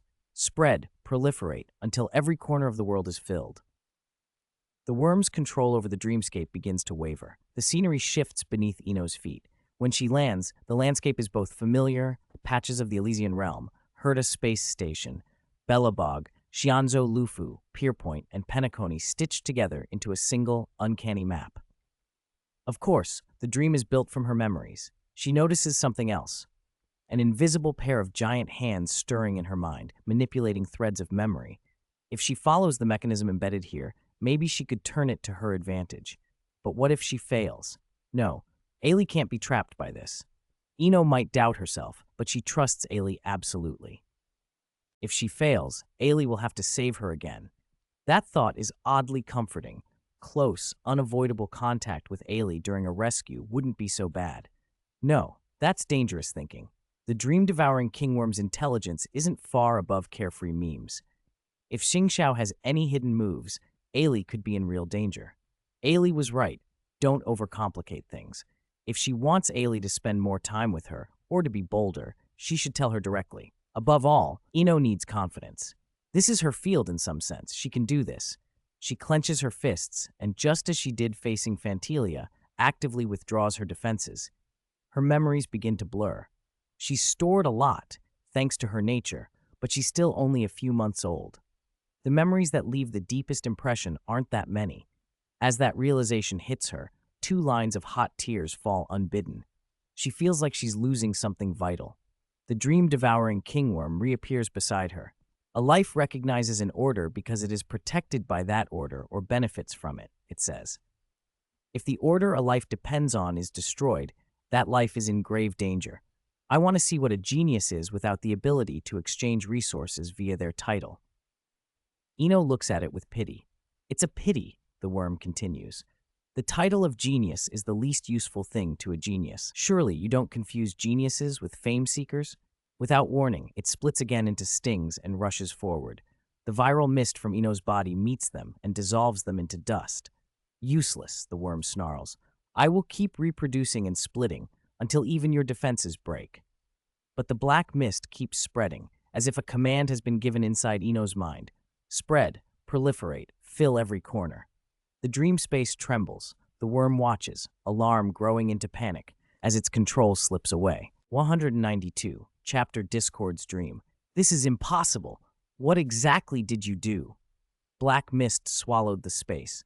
The dream-devouring kingworm tried to split and reproduce in a dozen different ways, but every new individual that formed was instantly annihilated.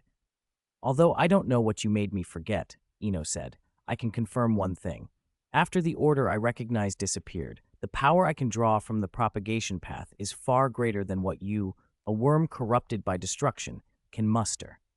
The kingworm opened its jaws to retort, but its legs, wings, and mandibles were bound so tightly it could not make a sound. Ino spoke as if thinking aloud. Is it really so hard for your mind to take in? Your ultimate motivation, what drives everything you do now, is revenge against order and harmony. You aim to uproot both. Remember, Tai's shadow stood behind the extermination of the Pteridinidae, and Shipe can hardly be absolved over Tazirant's fall. Perhaps you don't see it, but the destruction path has become the true engine of your actions. Propagation has become only a means. Your faith in propagation is no longer pure. Ino exerted a slight pressure.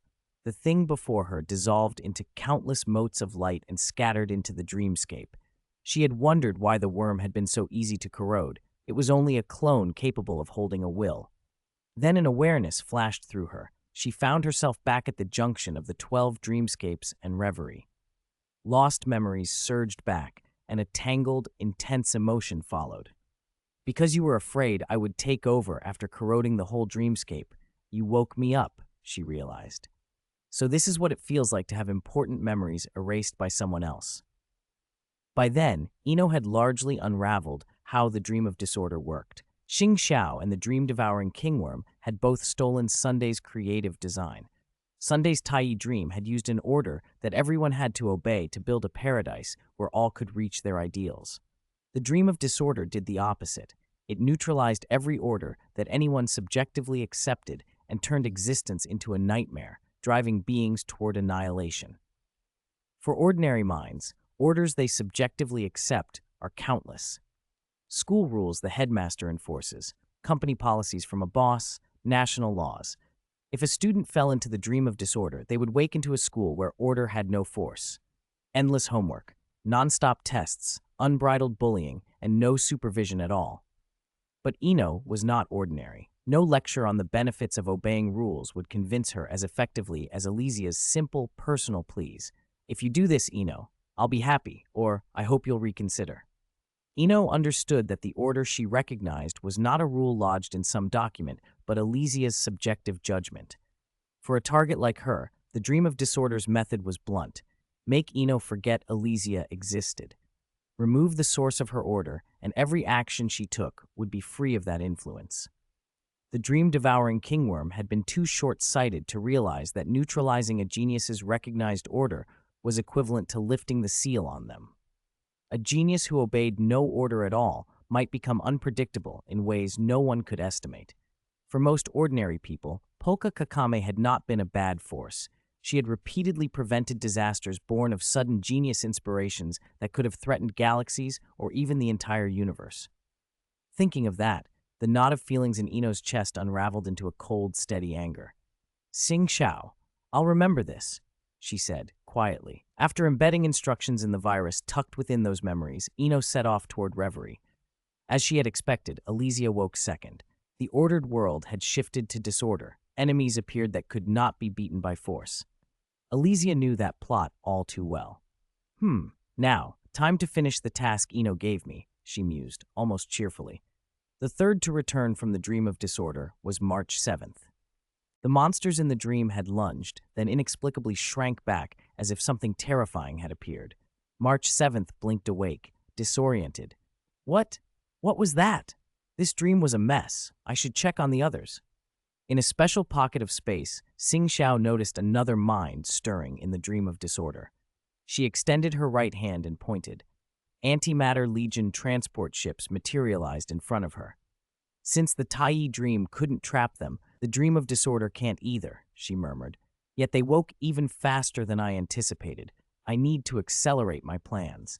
Ino, show me the trump card you, monarch of viruses, the newborn genius, have hidden that can change the tide. Xing Xiao lifted her hand. The Antimatter Legion transports vanished from the skies as if snuffed. At the same time, the already chaotic dream of disorder convulsed and began to shift dramatically. 193. Nightmare. Although Eno and the others woke quickly from the dream of disorder, not everyone was so resilient. In Orem Alley, the spirits of many PP West merchants had completely collapsed. The chaotic nightmares felt like hell to them. Barlow was one of those Pipey West merchants, an industry giant in the Asdana Star Systems apparel sector. Before entering the dream of disorder, his biggest worries, aside from squeezing higher profits, were how to delay or veto the new version of the Asdana anti-monopoly law. He liked to say there were no companies that didn't want to monopolize, only ones that couldn't.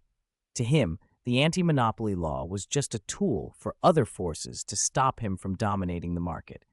First, it was the Asdana business regulations, then the Asdana laborer management regulations, then the Asdana arbitration methods, and now this anti-monopoly law. The people from the Oak family simply don't understand how businesses operate. If companies followed every rule to the letter, every step would be choked by restrictions. Production, assembly, transport, sales, not a single link would finish on time. Before any money's made, the costs would crush you. If you ask me, there shouldn't be any laws. How did companies become galactic giants after the Swarm disaster? Because there were no laws to restrain the Amber Lord's support team. When Louis Fleming and Dongfang Qixing used information asymmetry to complete their primitive accumulation of capital, nobody forced the support team to rectify excessive pricing. The market will correct itself. Let the invisible hand do the work. If you don't interfere, I do my business, and you have less to worry about. It's a win-win. When the dream of disorder seized Barlow, he didn't realize he had slipped into a dream within a dream. He thought he had simply woken from a nightmare about the swarm infestation on Penacony. Back in his familiar office, he planned to go over last quarter's expenditures and hold a shareholder meeting the next day to discuss where to boost revenue and cut costs. Then his phone rang. "Mr. Barlow, the factory on Call Star has stopped production." "Call Star? The equipment was just delivered this era. What are the inspectors doing?" "No, Mr. Barlow, there's nothing wrong with the equipment. It's one of the workers felt he was being overworked for too little pay. So what? If he doesn't want to work, he can resign. There are plenty who will do his job." "No, Mr. Barlow. A few system hours ago, he rushed into the Coal Star Management Director's office and used a fruit knife to kill 3 supervisors." "What? Quickly contact the Hound family and have them arrest him." Silence answered him for a few seconds, then the caller spoke slowly. "Hound family? Mr. Barlow, what is that? I don't understand what you mean." Barlow felt a chill. He hung up and saw hundreds of missed calls flooding his console, all reporting violent incidents at factories, stoppages, fights over pay, riots from overwork. Before he could make sense of it, something streaked toward his office building. It looked like a Hanunu rocket launcher. A violent blast tore a hole through the building. As a PP West, Barlow was short. The flying glass and debris passed over his head. People armed with all manner of weapons, even some newly hired security guards, began streaming in. He wanted to call the police, but earlier he'd heard the strange reply. He dialed, but his phone clattered from his hand. In this world, there were no laws, no regulations, and therefore no law enforcement. This isn't right," he whispered. The crowd that had burst in surrounded him. "What's not right?" someone asked. "With no laws or other forms of order interfering, everything is regulated by the market. Isn't this the world you wanted? You can't only call laws useless when your company's growth is constrained." "Wait," Barlow blurted, panic flaring as a weapon was leveled at him. "If Barlow Apparel collapses, the whole Asdana apparel industry will fall into chaos. Thousands will lose jobs. Don't you care about that? How many people will lose their jobs on Asdana Star isn't our concern. Whether you can save the market isn't our concern." The speaker's voice was cold. "Your absence is important to us." Barlow's eyes glazed. The faces of the diverse crowd blurred and shifted. In his terror, they transformed into the slick, alien visages of Void Rangers. "This is a nightmare. This must be a nightmare. Ha!" He hysterically laughed. But when a Void Ranger lunged and pierced him, the magnate's laugh died. He was gone. The Antimatter Legion did not bargain over wealth or principles. It did not fear public opinion or bother with legal procedure. The celebrities and dignitaries of Penacony learned, often too late, that all the negotiation skills and etiquette they had cultivated were worthless against them. Most, like Barlow, met a brutal end. Not every encounter was merely carnage and silence, though. Some Void Rangers engaged their prey in conversation. A special Void Ranger standing before Oak, the genius Dreamweaver, a member of the Robin family's Veeth scale, was calmly expounding his philosophy. Oak had first ignored him until the voice sounded painfully familiar. "You are Ruifanji?" Oak said. "The family treated you well. Why betray harmony?" Ruifanji laughed, a bitter sound.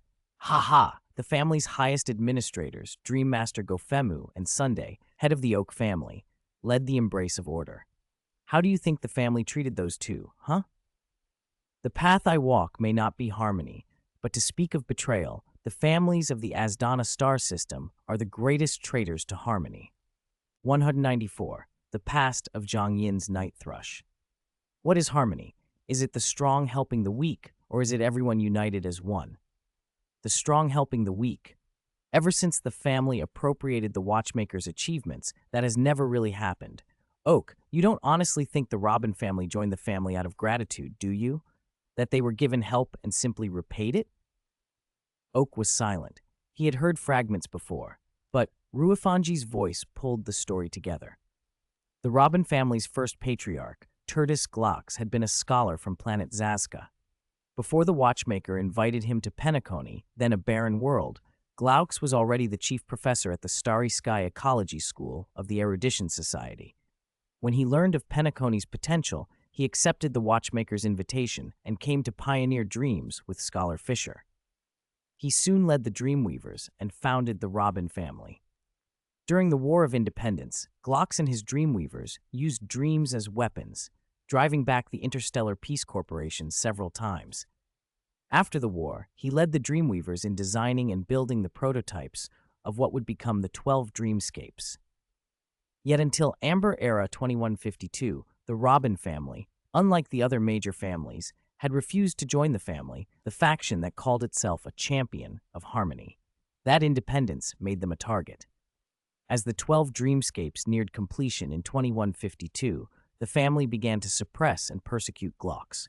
When Origami University was completed in the moment of the star, Glox named Fisher his successor and retreated from public life. He later died of unknown causes. Fisher, now the second patriarch, was forced into compromises to preserve Glox's legacy, Origami University and the Dreamweavers' work.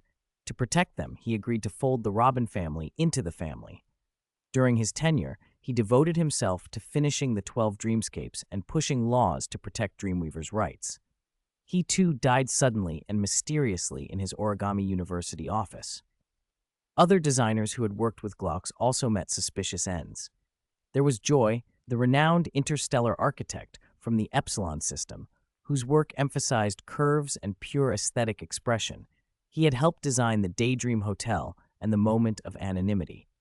He was attacked by a mimetic entity during dream pioneering and died of his injuries. Feng En, once a section chief in the Interstellar Peace Corporation's Technology Development Department, had been dismissed over a demolition experiment and later joined the Robin family. A proud genius and ardent fan of Glox, his flashy, cutting-edge contributions went into Golden Hour and Aurum Alley. He vanished during Dream R&D and was never seen again. Barrow, a civilian architect recruited by Glox, designed prototypes that married safety with clever creativity. The Moment of the Star and the Moment of Anonymity were among his signature works. But the family later labeled him a prisoner in the border prison for supposed architectural negligence. He was held by the Hound family and died under mysterious circumstances before serving out his sentence. Looked at closely, the history between the 5 great families wasn't harmony at all, but a tangle of grudges.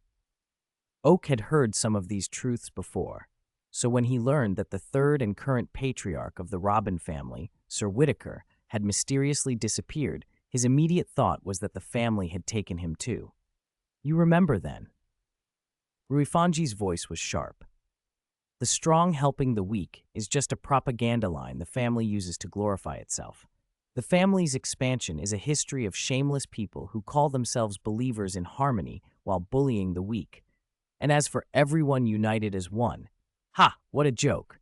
The Lord of Destruction and the Antimatter Legion, the Worm and the Swarm, Eno and the countless viruses in memory, are any of those groups less united than the family? Not to mention the Nameless. Even a few executives from the Interstellar Peace Corporation's Strategic Investment Department who came to Penacony were more united than the patriarchs.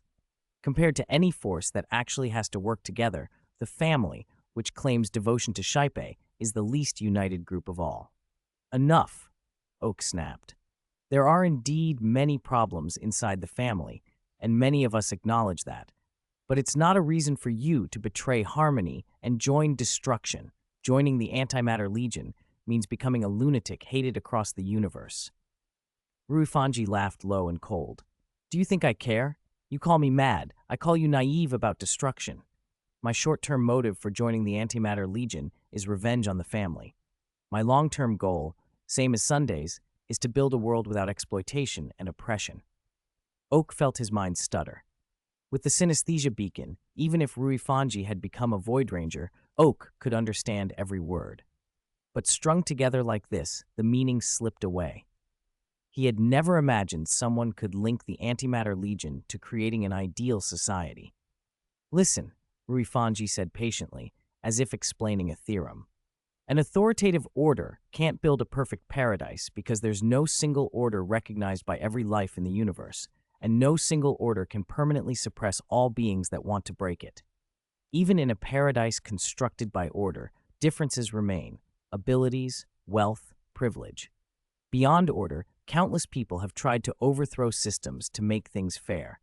They either fail because they're too idealistic, or the dragon slayers become the new dragons, turning from the oppressed into the oppressors. After thinking a lot, I came to a conclusion. As long as life exists, the civilizations life creates will always leave someone at the bottom, suffering in various forms. The supposed differences between civilizations, the evolution inside them, those are just differences in who is oppressed and how. So the only way to end oppression is to eradicate civilization itself. What? Oak blurted. Is it so hard to understand? Ruifanji asked. If civilization, the cancer of the universe, is completely destroyed, if mortals and aeons alike are annihilated and existence ends, then the birth of oppression and injustice would be prevented at the root. The universe would become, forever, a pure land where everyone is equal. 195. Knights and Cowboys. Crazy, Ruifanji, you really are crazy. Even if your family's sins reach the heavens, that's no excuse to fall into destruction. Building a society of equal standing is supposed to bring real help to ordinary people. If there are no people left, an equal society has no meaning. Ruifanji sighed and shook his head. Ah, well, after working together for so many years, I did have some unrealistic hopes for you. Since neither of us can convince the other, then we can only let actions speak. He raised his hand, and the Void Rangers behind him surged forward. Oak, a genius dreamweaver, had almost no combat ability. He stood no chance against that wave. He knew that in this bizarre dream, fleeing was useless. Closing his eyes, he accepted the worst. With the Antimatter Legion's methods, if I die here, I might very well die in reality. Fine. At least this time I held my ground. Cold blades swept past him, but Oak felt no pain and his mind stayed clear. Defend beauty in the galaxy. He opened his eyes to see the charging Void Rangers annihilated by a single red-haired knight in white armor. Ruifanji scowled. A knight of beauty, how can one appear inside someone else's dream? Before he could demand answers, the knight spoke for himself. When I woke in that dreamscape, everything ugly, not a sliver of beauty, I knew Idrila had set this test for me. Even if the world had nothing beautiful left, my devotion to Idrila would not change. Once my faith in purity and beauty was strong enough, I woke from that nightmare. The dream sprites guided me here. I found someone who needed help. Argenti turned to Oak. Friend, are you hurt? No, thank you, very much. That's good. Tell me, do you recognize the unmatched beauty of the pure beauty goddess, Idrila? Oak blinked. Argenti's blunt question left both him and Ruifanji speechless. Ruifanji muttered, Brother, there's no reasoning with these Antimatter Legion fools. Suddenly, several gunshots cracked from behind Oak. The Stormbringers and Entrancers at Ruifanji's flank collapsed to the ground. And the Sea Rangers, someone added. Also a force that likes to settle things with violence. Why not? Before Ruifanji finished, Ratio's next bullet shaved off part of his head. For crying out loud, does the Antimatter Legion, these self-styled wise, clever little darlings, even deserve to be compared to the Sea Rangers? Don't kill the innocent. Don't bully the weak. Those are two principles the Void Rangers' clever brains will never learn. Ruifanji's severed head healed and regrew quickly. Everything needs limits. No wonder the hunt path is so narrow. Whether the hunt is narrow or not is none of my concern. For me, knowing you exist is enough reason to love you to death. Ratio fired again. This time the shot missed. Ruifanji had stepped back and vanished. He's precious. He actually ran. Since when did the Antimatter Legion start taking in such cowards? Someone scoffed. Oak watched Ruifanji's receding form, thinking hard, and then his face went pale. Not good. Ruifanji isn't just running away. He's probably heading for Aurum Alley. We still have to get back to reality. No, to the previous layer of the dream, but how? Ratio began, frustrated. Two portals opened at once, one where Ruifanji had disappeared, the other beside Oak. Brother Ratio, the dream sprites in this dream have shown the way again, Argenti said. One portal will lead this gentleman to a safe place, the other will let us complete our trial. He's cunning. A genius is a genius. He doesn't even need to show up and still has so many tricks, someone murmured admiringly. Oak hesitated, then turned to Ratio. Mr. Ratio, what exactly are these dream sprites the knight mentioned? Oh, they're viruses that obey Ino's command. They enter the symbiotic dream from outside and can survive and reproduce inside memories. They're unaffected by this strange dream and can eat away at it in turn. With the constraints of that bug and the Lord of Destruction, they can't control the whole dream, but they can open doors between areas of this dream and between this dream and others, so those who wake first can wake others willing to awaken. I understand. Thank you both for intervening. I won't trouble you anymore. Oak stepped through the portal at his side and found himself in the golden hour. A man in glasses stood next to him. You are. I am Welt Yang of the Astral Express. Tell me everything about the dream of disorder. Oak told him as best he could. Welt listened, then nodded. So the most resolute people have woken in the dream of disorder and can help one another. The disintegration of this dream may be simpler than the Taiyi dream. Welt was right to be optimistic. The dream of disorder's underlying code had been copied from the Taiyi dream. When a large number of dreamers woke, the dream of disorder would begin to collapse. But unlike the Taiyi dream, most people who entered this one desperately wanted to wake. In a world where almost no one's ideals could be fulfilled, even a sliver of escape would send them scrambling for the exit. Xingxiao's response to that desperation was simple and cruel. If they wanted to wake, the Antimatter Legion would grant them permanent sleep. Within the Asdana star system, more than 70% of the planets outside Penacony had been turned into temporary bases for the Antimatter Legion or had been utterly destroyed. The planets that remained either had strong firepower or citizens with iron will, but Xingxiao knew the real advantage lay elsewhere. As long as her clone persisted within the Asdana system, she could replenish losses from beyond it. In a war of attrition, victory belonged to whoever could deploy troops indefinitely at almost zero cost. As she weighed that grim arithmetic, a sudden fluctuation of energy rippled through the dream. For a brief instant, it jammed her connection to the dreamscape, cutting it off like a signal jammer. Some time ago, at Lingmeng Lake, Ino and Chadwick stared out over the water. The massive destruction they had imagined never happened. By Ino's calculations, the imaginary collapse pulse bomb they'd temporarily reproduced should have wiped out at least 90% of this memory domain. Instead, when it detonated, it was all bark and no bite. The two geniuses didn't need instruments to tell them what their senses already did.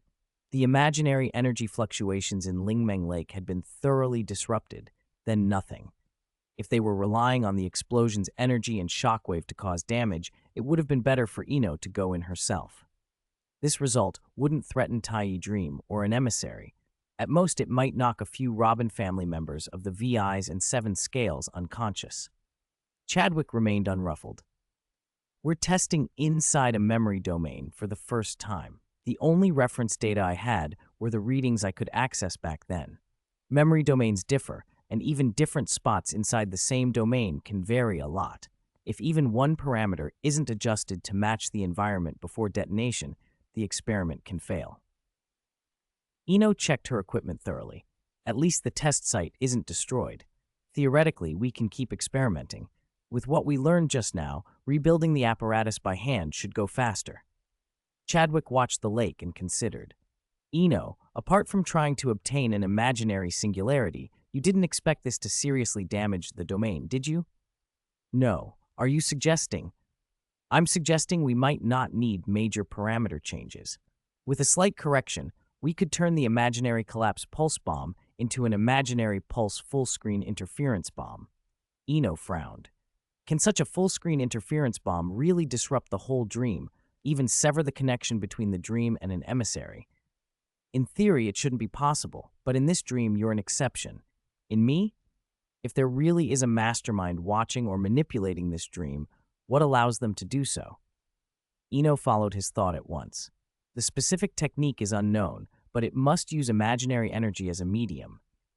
Exactly. I've said before, the imaginary tree isn't a selfless giver, but a sea of competing trees. Imaginary energy is the same. When a Pathstrider uses imaginary energy, they both produce and plunder it.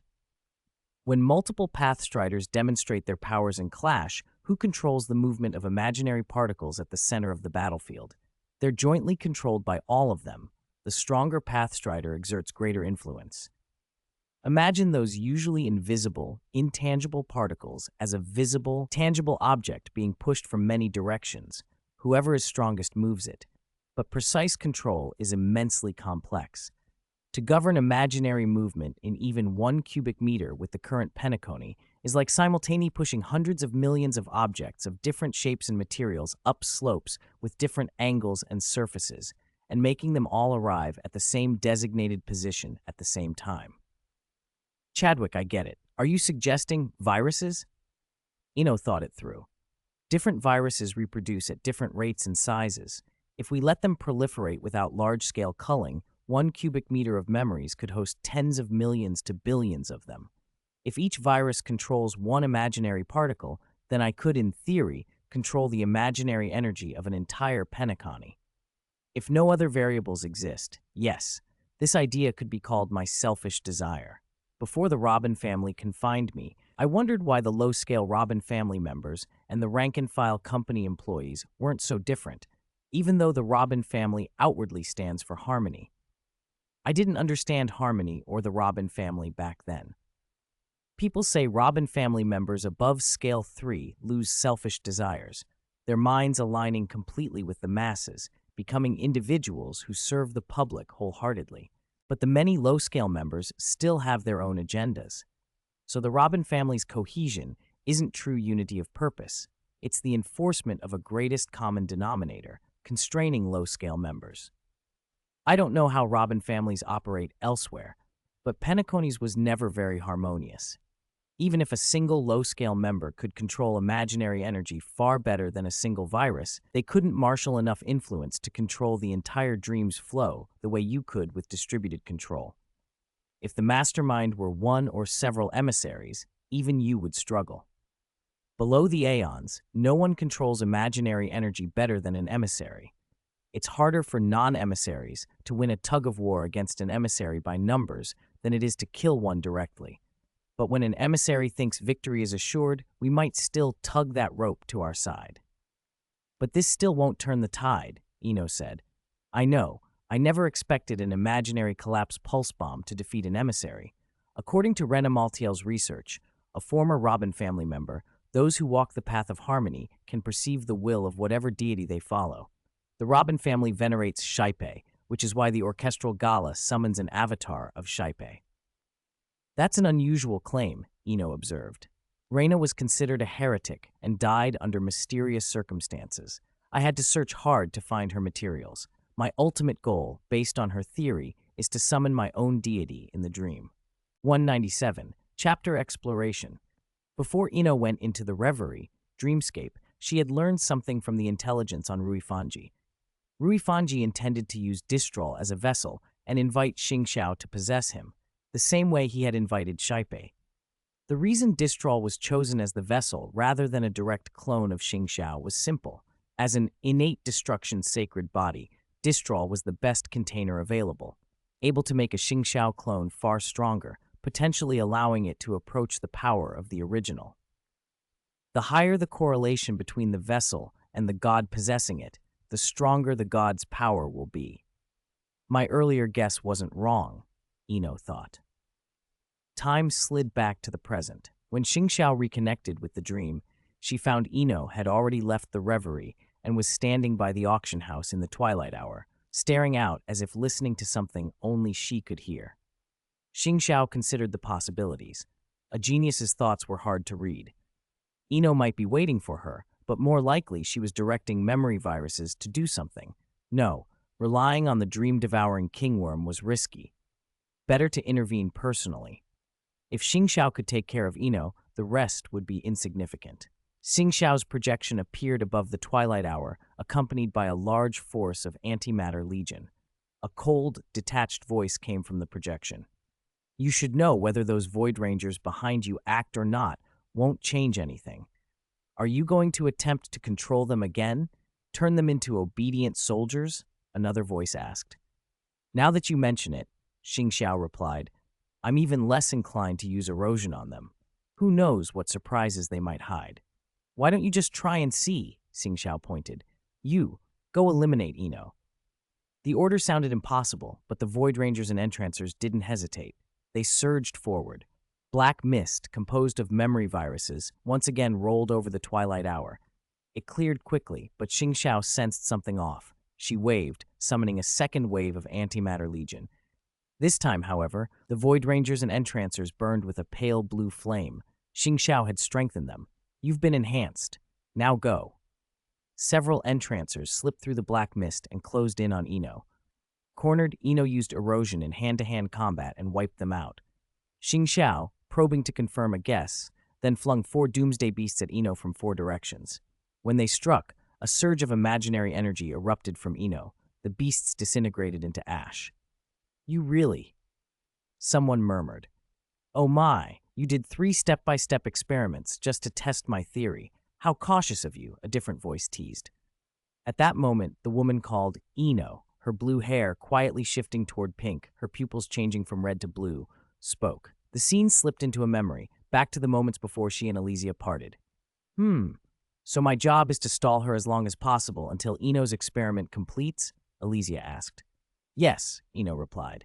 From what we can see, the Xingxiao Ruifanji summoned is a clone capable of using nearly all of the original's power. Even so, when she entered Penacony, she used a projection. That tells us she's being extremely cautious about how to handle me. Precisely because she's cautious, she can be stalled.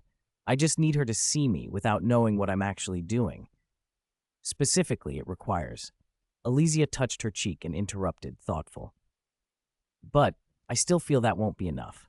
I'm probably the best person to impersonate you, but since Xingxiao is so meticulous, she'll notice any differences between us right away. Ino's expression darkened.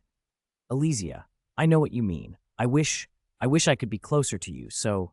Alicia extended her right index finger and waved it playfully before Ino. That's not right, Ino. Why not turn it around? Wouldn't it be enough to make me more like you? But, Alicia tilted her head, smiling. That shouldn't be difficult for you, right? Just use erosion on me again. Ino froze. Alicia is actually asking me to use erosion on her? But... Alicia watched the turmoil in Ino's face and then added, eyes sparkling. Ino seems very troubled. Why not think differently? As compensation for using erosion on me, you should compensate me well. How about that?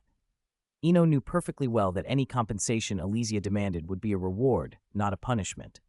Still, the suggestion warmed her chest. She summoned a tiny droplet of shimmering water on her fingertip. Its use is like a memory bubble, but it doesn't store memories. It's a virus I split off from myself. When you're ready, place it on your forehead. As a memory entity, you'll be subjected to erosion by me again. At that time, your self-perception will be temporarily modified to Ino. But Alicia, don't worry.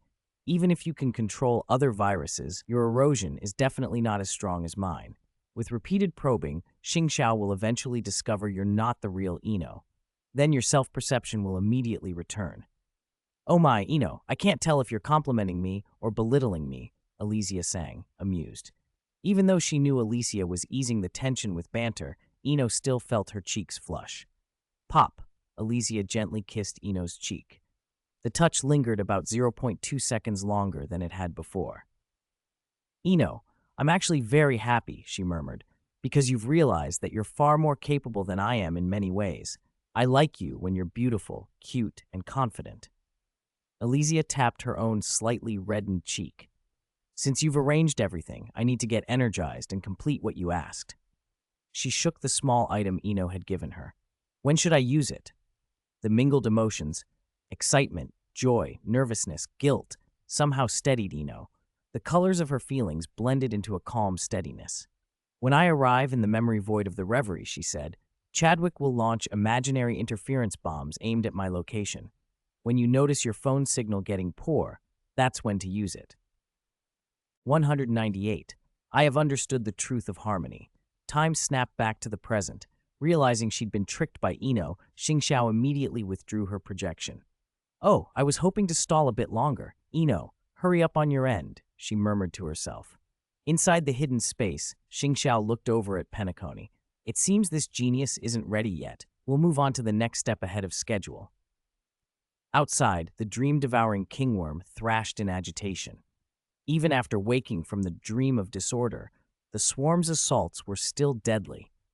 This time, the stings would not allow anyone to return to the dream of disorder. They had been converted into self-detonating, split-type flying devices. If one wasn't neutralized before it reached its target, it would explode on impact. The first instinct of those still trapped in the dream was to flee back to reality, only to find the recall button had been removed. Soon the entire express crew and Firefly regrouped in the golden hour. Himeko scanned everyone and spoke first. Everyone came out of the dream of disorder unharmed, which is the best news right now.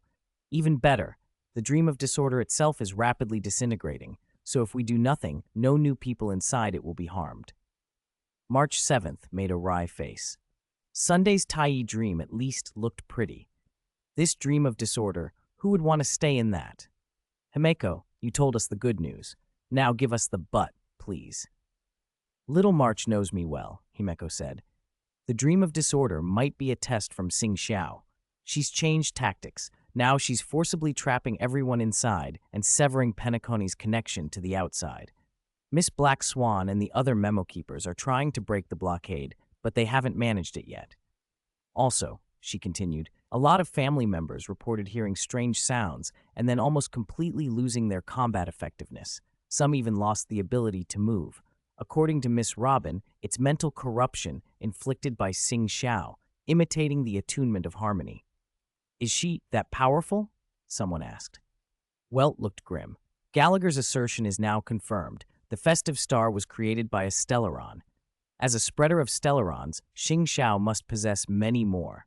Combined with her understanding of harmony as the Lord of Destruction, she can use stellarons to weave one or several dreams and keep everyone in the Asdana star system from returning to reality. I saw a family member die earlier, he added. When he fell, he didn't dissolve into a puddle of memories like before. He left a corpse. Perhaps Xingxiao altered the underlying rules of the dream. If you die in that dream, you may die in reality as well. Dan Heng uneasily drew out the Alliance Jade Abacus. If Eno's experiment fails, this is our last option, he said, but Xingxiao will likely discover Eno's position soon. He hesitated, gripping the abacus. He wasn't worried that the Luofu Cloud Knights couldn't break through Xingxiao's blockade. He feared what would happen when they clashed with the Antimatter Legion. Whether they won or lost, the engagement would cause heavy casualties. Void Rangers were merely tools to Xingxiao. To him, each Luofu Cloud Knight was a living person. Sending the Cloud Knights in with the Alliance Jade Abacus now would mean pushing countless people, who might still have centuries to live, toward death. After a long moment, his gaze hardened. If Eno hasn't achieved results before the situation becomes irreversible, I will use it immediately. Star and Firefly exchanged bewildered looks. So, can you tell us what Miss Eno is trying to do? Mimic harmony, Dan Heng said. Allow her deity to descend upon Penacony, like Xipe did, either as a partial aspect or a projection. Miss Ino's deity? Star echoed. Meanwhile, inside Reverie, the memory chamber, Ino was still at work. When Chadwick's interference bomb detonated at her coordinates, she completed the first step, recording the imaginary singularity's data at the moment of interference. With detailed data, crafting a mimic imaginary singularity from memories was no longer impossible. Since arriving in Penacony and discovering she could erode memories, Ino had wondered. Dreamweavers could shape memories into skyscrapers, roads, cars, malls, supermarkets. Why not try to shape memories into an imaginary singularity? She understood this place wasn't controlled by the cocoon of the end and contained no Honkai energy. Any imaginary singularity she made here would be a product of an imaginary collapse experiment, not a true Herrscher core. But she wasn't trying to forge a Herrscher core manually. Her goal was different. Ruifanji summoned Xing Xiao, which proves Lena's research was right. The essence of harmony is justification by faith. Whichever entity is regarded as a deity can have its avatar summoned. That entity doesn't have to be Xipe. Harmony requires at least 2 lives and some connection between them. Is that connection subjective, objective, or both? We'll see if both work. At first, she thought of Alicia, but Ino dismissed that quickly. Ailey's greatest wish is to be human. If I worshipped her as a deity, she'd be unhappy. Besides, Ailey is right here with me. If I'm upset, I can just be in her arms. The only one objectively qualified to be my deity is... She approached a cluster of memories and placed the memory she'd taken from Welt into it. The mass of memories slowly reshaped itself into a human form. Let's begin.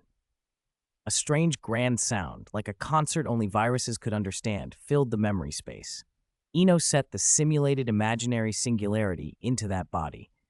After a short time, the maiden she'd summoned stood before her, and Ino felt a thrill that had nothing to do with Alicia. A beam of purple light shot from Reverie, cutting through the dream and engulfing the antimatter legion massed outside Penacony, aimed straight at Xing Xiao. The beam missed due to a slight angular deviation, but seeing it fired stunned Xing Xiao. Someone had dared to create a new Lord of Destruction in Penacony. The white-haired maiden, her high ponytail swinging, lowered the hand she'd raised in concentration. "Sigh," she said, a faint smile in her voice. "Must be because I haven't exercised in a while. My first shot missed." For Ino, the only being truly worthy of being her deity was, of course, the Herrscher of the End, Kiana Kaslana, who had already mastered the cocoon of the end.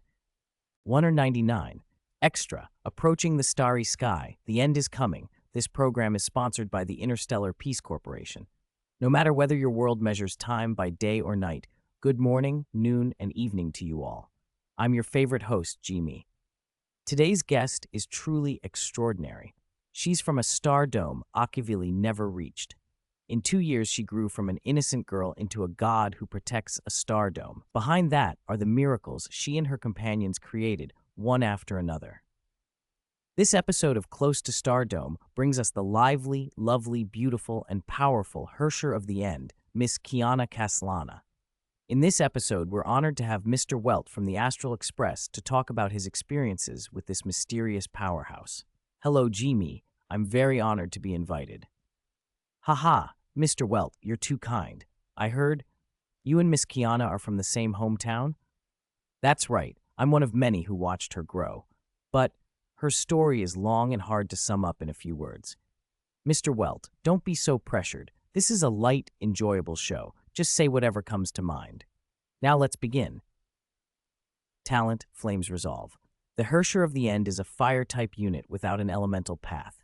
Thanks to her talent, when the Herrscher of the End attacks an enemy, she ignores that target's elemental resistance entirely and can ignore weakness attributes to reduce toughness.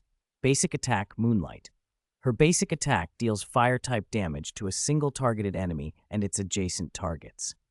Skill 1, Edict of the Void Realm's Transformation. When she casts her first skill, the Herrscher of the End inserts a special extra turn, the Stagnation Field, between herself and the next acting character, and gains a number of title time, the number shown above her icon. Each time an allied character takes a turn, the Herrscher of the End loses 1 point of title time. When title time reaches 0, she exits the Stagnation Field. If an allied character is afflicted with a control type status before entering the stagnation field, all control type negative statuses are removed immediately upon entering it. If an allied character gains a control type status while inside the stagnation field, those control effects are removed as soon as the character exits the stagnation field. While the stagnation field exists, negative effects on enemies and positive effects on allies will not expire. But that's not the true power of this skill. The stagnation field, as a special extra turn, is not counted as allied turns taken and does not consume current action value. Also note, you cannot activate another stagnation field while one is already active, and although this skill doesn't cost skill points, it can only be used once per turn. If other characters gain extra turns while the stagnation field is active, each extra turn a character takes will also reduce tidal time. If the tidal time reaches 0 while extra turns remain, those remaining extra turns disappear. In short, the action order of allied characters at the moment the stagnation field is activated will be the same action order when exiting it. Skill 2, Flame Tempering of the Blazing Night King's Sword. Her second skill deals fire-type damage to a targeted enemy and its adjacent targets, and additionally reduces enemy toughness based on the proportion of this damage to that enemy's current phase HP. If this damage breaks the enemy's weakness, or if the target is already in a weakness break state, the damage dealt by this skill is greatly increased. After unlocking specific traces, when this skill damages an enemy that does not yet have the corresponding elemental weakness of our other allied characters, the Herrscher of the End will randomly apply a matching elemental weakness for a set number of turns. Ultimate, Judgment Across the End. When she casts her ultimate, the Herrscher of the End deals massive fire-type damage to all enemies and inflicts them with collapse for several turns. When an allied character damages an enemy with collapse, if that allied character can reduce the enemy's toughness, or can reduce toughness regardless of weakness, the enemy is treated as entering a weakness break state until the collapse expires. Treated as. I presume there's still a difference from truly entering a weakness break state. Good observation, Mr. Welt. Targets afflicted with collapse do not truly enter weakness break. They won't suffer related damage over time debuffs and cannot trigger effects tied to a genuine Doomsday Phantasm weakness break. But in other respects, there's no difference. Their toughness can still be reduced normally. If, when collapse ends, an enemy's toughness has reached 0, their toughness will recover at the start of their next action. After unlocking the corresponding trace, the Herrscher of the End's ultimate will additionally ignore a percentage of the target's defense. Welt watched the animation of Kiana casting her ultimate and grew emotional. If I'd told my past self that the student I worried about would, in a blink, become someone who could protect a galaxy, someone even emissaries would be cautious of, I probably wouldn't have believed it. Perhaps this is just a girl maturing? Jimmy offered. No, although her growth was faster than anyone expected. If you, like me, watched her step by step, you'll see Kiana is still the lively, cheerful, helpful Kiana. She's never changed. From start to finish, she has done her utmost to protect what she cares about, trying to shape this imperfect world into what she hopes it can be. Mr. Welt put that perfectly. In battle, Kiana also provides very powerful support. Talent, Watch of the Moon's Name. When an allied character damages an enemy whose current HP is below a certain percentage, the Herrscher of the End will immediately act and eliminate that qualifying target, instantly reducing its current phase HP to 0. The main benefit of this talent is relieving everyone's blood pressure when an enemy appears at 1% HP. Note, as long as you own the Herrscher of the End or she's present in the team, this talent will trigger when conditions are met. The talent can be manually turned off before entering combat. Now it's Kiana. When she uses her technique, enemies within range stop acting. When combat begins against enemies in range, all targets immediately enter stagnation field, gaining a certain amount of tidal time based on the number of allied units on the field. Additionally, if there are timed areas in a simulated universe where allies can use techniques like catching trotters or smashing jars, after the Herrscher of the End uses her technique, all units except allied characters are frozen and the timer stops until the technique ends. Okay, to summarize, the Herrscher of the End is a character with excellent damage and support. Her unique mechanic of inserting special turns that don't consume action value gives you a smoother combat experience in Pure Fiction, Doomsday Phantasm, or Forgotten Hall.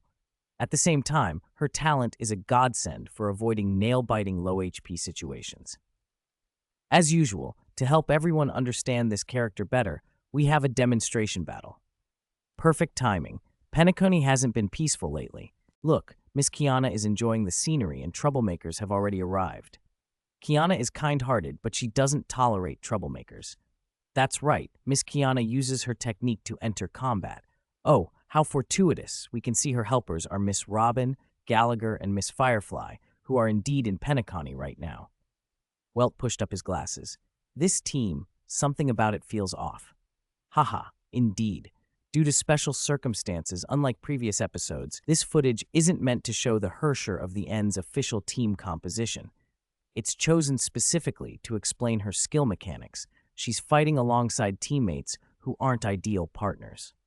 Affected by her technique, the whole field is pulled into stagnation field from the start of the battle. Notice that only allied characters appear on the left action bar, and there's an 8 above the Herrscher of the End's icon. Miss Robin acts first, then the Herrscher of the End targets the middle enemy and fires. Thanks to the skill's trace, we see that all 3 damaged enemies received a physical weakness. After our 4 allies each act once, the number above the Herrscher of the End's icon changes from 8 to 4. It's Miss Robin's turn again. After a basic attack, her energy is full. A hastily assembled team, unfamiliar with each other, is bound to make mistakes.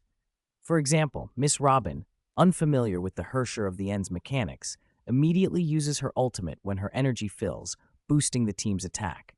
Then, the title time drops from 4 to 3. Welt watched the screen intently. At this point, only allied characters can act, so Miss Robin's usual action advance effect doesn't work. Mr. Welt is right, but it's harmless. The Herrscher of the End casts her skill again. This time, the 3 enemies are given a fire weakness. After her teammates act again, title time reaches 0. The Herrscher of the End jumps up and snaps her fingers, exiting the stagnation field. Now we can see both enemy and allied units on the left action bar in proper action order, which means we officially enter the first turn of this battle. The character's action order won't be affected by the stagnation field anymore. If the Herrscher of the End hadn't used her technique, Miss Robin would still be the first allied character to act after entering combat, so she acts first now. And because Robin couldn't act while in the concerto state, she automatically exits that state at the start of this turn. If you're playing Pure Fiction or Memory of Chaos, remaining turns start counting from this point. If you're in Doomsday Phantasm, your remaining action value will start decreasing from this turn. Even though the first turn has just begun, the enemies hang by a thread. Before their first actions start, their HP are wiped away by our fierce attacks. Time to go home. Well, the battle's not over yet. Enemy reinforcements arrive quickly. It's a Doomsday Beast, but Miss Kiana and her teammates have weathered worse, and they face the seemingly overwhelming Doomsday Beast without fear. Firefly uses her ultimate, and with one strike clears all toughness from the right hand of Calamity. Jimmy noticed Welt growing more excited watching Firefly's ultimate. If the designers at Principal Workshop could borrow ideas from this mech and combine Sam and the Starfarer's traits, the newest Arizado would surely be. Ahem, Mr. Welt. This program isn't about Miss Firefly. It's about the Herrscher of the End. Director, remember to cut that out later. Sorry, though I've been away from Principal Workshop for years, old habits die hard. I instinctively feel a mere Doomsday Beast is no match for Kiana and her team. That's right, it's the Herrscher of the End's turn. She casts her first skill, pulling all enemy and allied units into the stagnation field again. Strike while the iron is hot. While the Doomsday Beast can't act, our allies each unleash their skills. The HP of the left hand of Dawn and the antimatter engine drop to 0. With all 3 parts disabled, the Doomsday Beast becomes a lamb to the slaughter.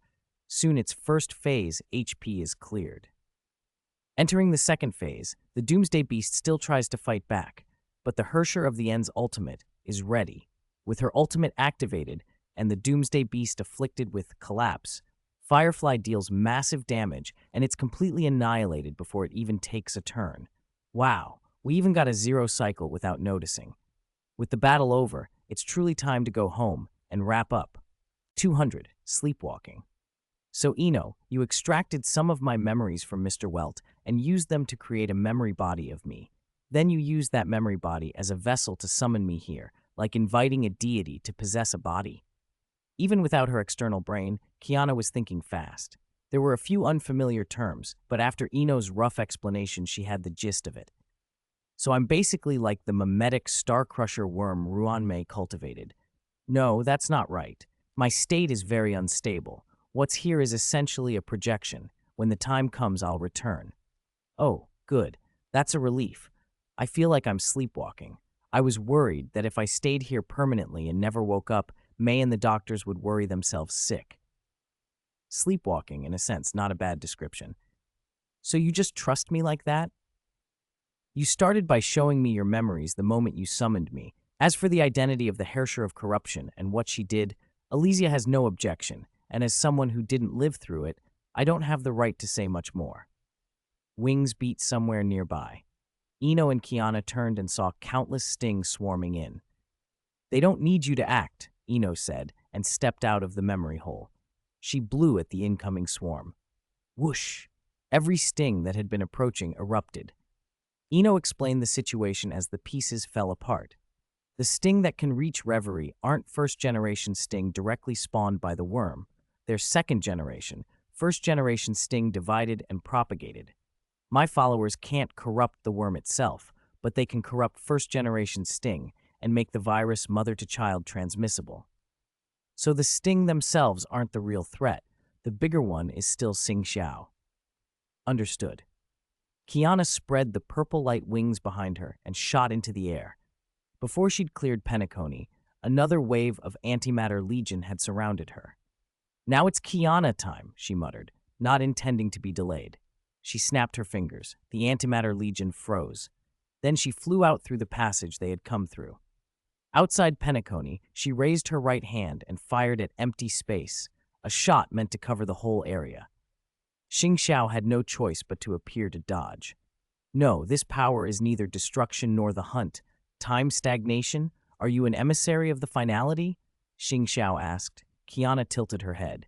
Emissary?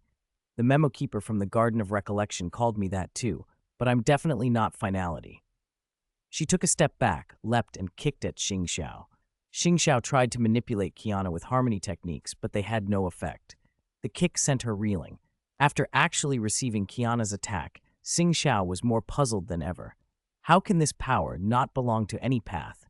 Could she be an emissary without a glance from any aeon, without drawing energy from the concept of a path? That memo keeper didn't seem that surprised when she found me, Kiana said. Her dual pistols reformed into a rifle and she aimed at Xing Xiao's head. She didn't need the weapon to aim, she just liked the familiar shape, but it stirred up an old sense of combat. Gungnir, execution. A terrifying wash of imaginary energy burst forth, engulfing Xing Xiao and the Havoc Vanguard she had just summoned. When the purple light dissipated, only Xing Xiao remained, her once pristine white clothes riddled with holes. She quickly mended them and drew a longsword. If Robin or Sunday had been there, they would have noticed it was the same weapon used by Saipe, the Aeon of Harmony. Only the color was different. Its power, like Shipe's, was tied to the collective will of the user. Besides the Aeons themselves, no one understood Shipe as well as Xing Xiao did, which was why she had been able to command the Antimatter Legion with such precision and prevent the Asdana star system from summoning Saipe when the Antimatter Legion first appeared. While Kiana and Xing Xiao clashed fiercely outside Penacony, Ino returned to the 12 Dreamscapes to clear out the swarm and the Antimatter Legion. She first reached Golden Hour. Many of the family members there had already been affected by Xing Xiao's tuning, and most of the sting were corrupted by the virus. The battle was balanced at best. With Himeko and Welt present, the situation wasn't hopeless. The moment Ino began to clear the area, she changed the tide. Before long, only a sting remained, a smaller creature that resembled the dream-devouring kingworm. Welt's gravity confinement and Ino's erosion worked together to prevent it from self-destructing, and Himeko's high polymer cutting tore it apart. When they opened the creature, they found a stellaron inside.